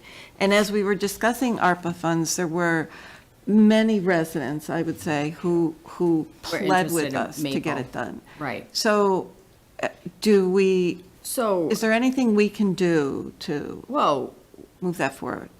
We could look at where we are this year with our fiscal year 26 budget and put it in for maybe a future capital. I could have Scott look into the pricing of how much he thinks it will. Well, the money we allocated, right, was for the engineering to Right. kind of get to that design, number, yeah, right? yeah. So, I Right. mean, depending on what that number looks like, is it, something phased in at town meeting, or do Right. we ask our representatives for an earmark, or, Yeah, and I we think- can see there's a lot of infrastructure grants too. It looks like so- a big, complicated project. Scott did imply that there might be some grants available Hopefully, for that yes. particular project, because it gets close to the high school. There's a Safe Routes to School grant that the school department would have to apply for, that might be helpful. Once Yeah. the design is done, that can get figured out. I agree, that needs to stay on our radar. But I will definitely Yeah, ask him. That's all yeah. I'm asking, basically. Great, Well, thanks. More than radar, but. Yeah, yes, yeah. Anything else on future agenda items? I'm not going to Oh, read I'm sorry, my. reports. No. I didn't ask. No, but Okay. it's. It was excellent. Well, good. Yeah. very thorough. And I'm not going to read it, but can I just give Yeah. kudos to a few people? Today, the assistant town administrator and I went to an appreciation breakfast at the police department, and I just want to quickly name the recipients: Sergeant Bissett, Officer. He was here. Yeah, I know, that's all right, that's Julie. Officer Costa, I can't say his last name, Agio Marvaritis. Yes. There you go. Officer Tyndall, Dispatcher Chrissy Bagansky, Detective Treffy, Detective Fruworth, Detective Buzzle, Detective Sullivan.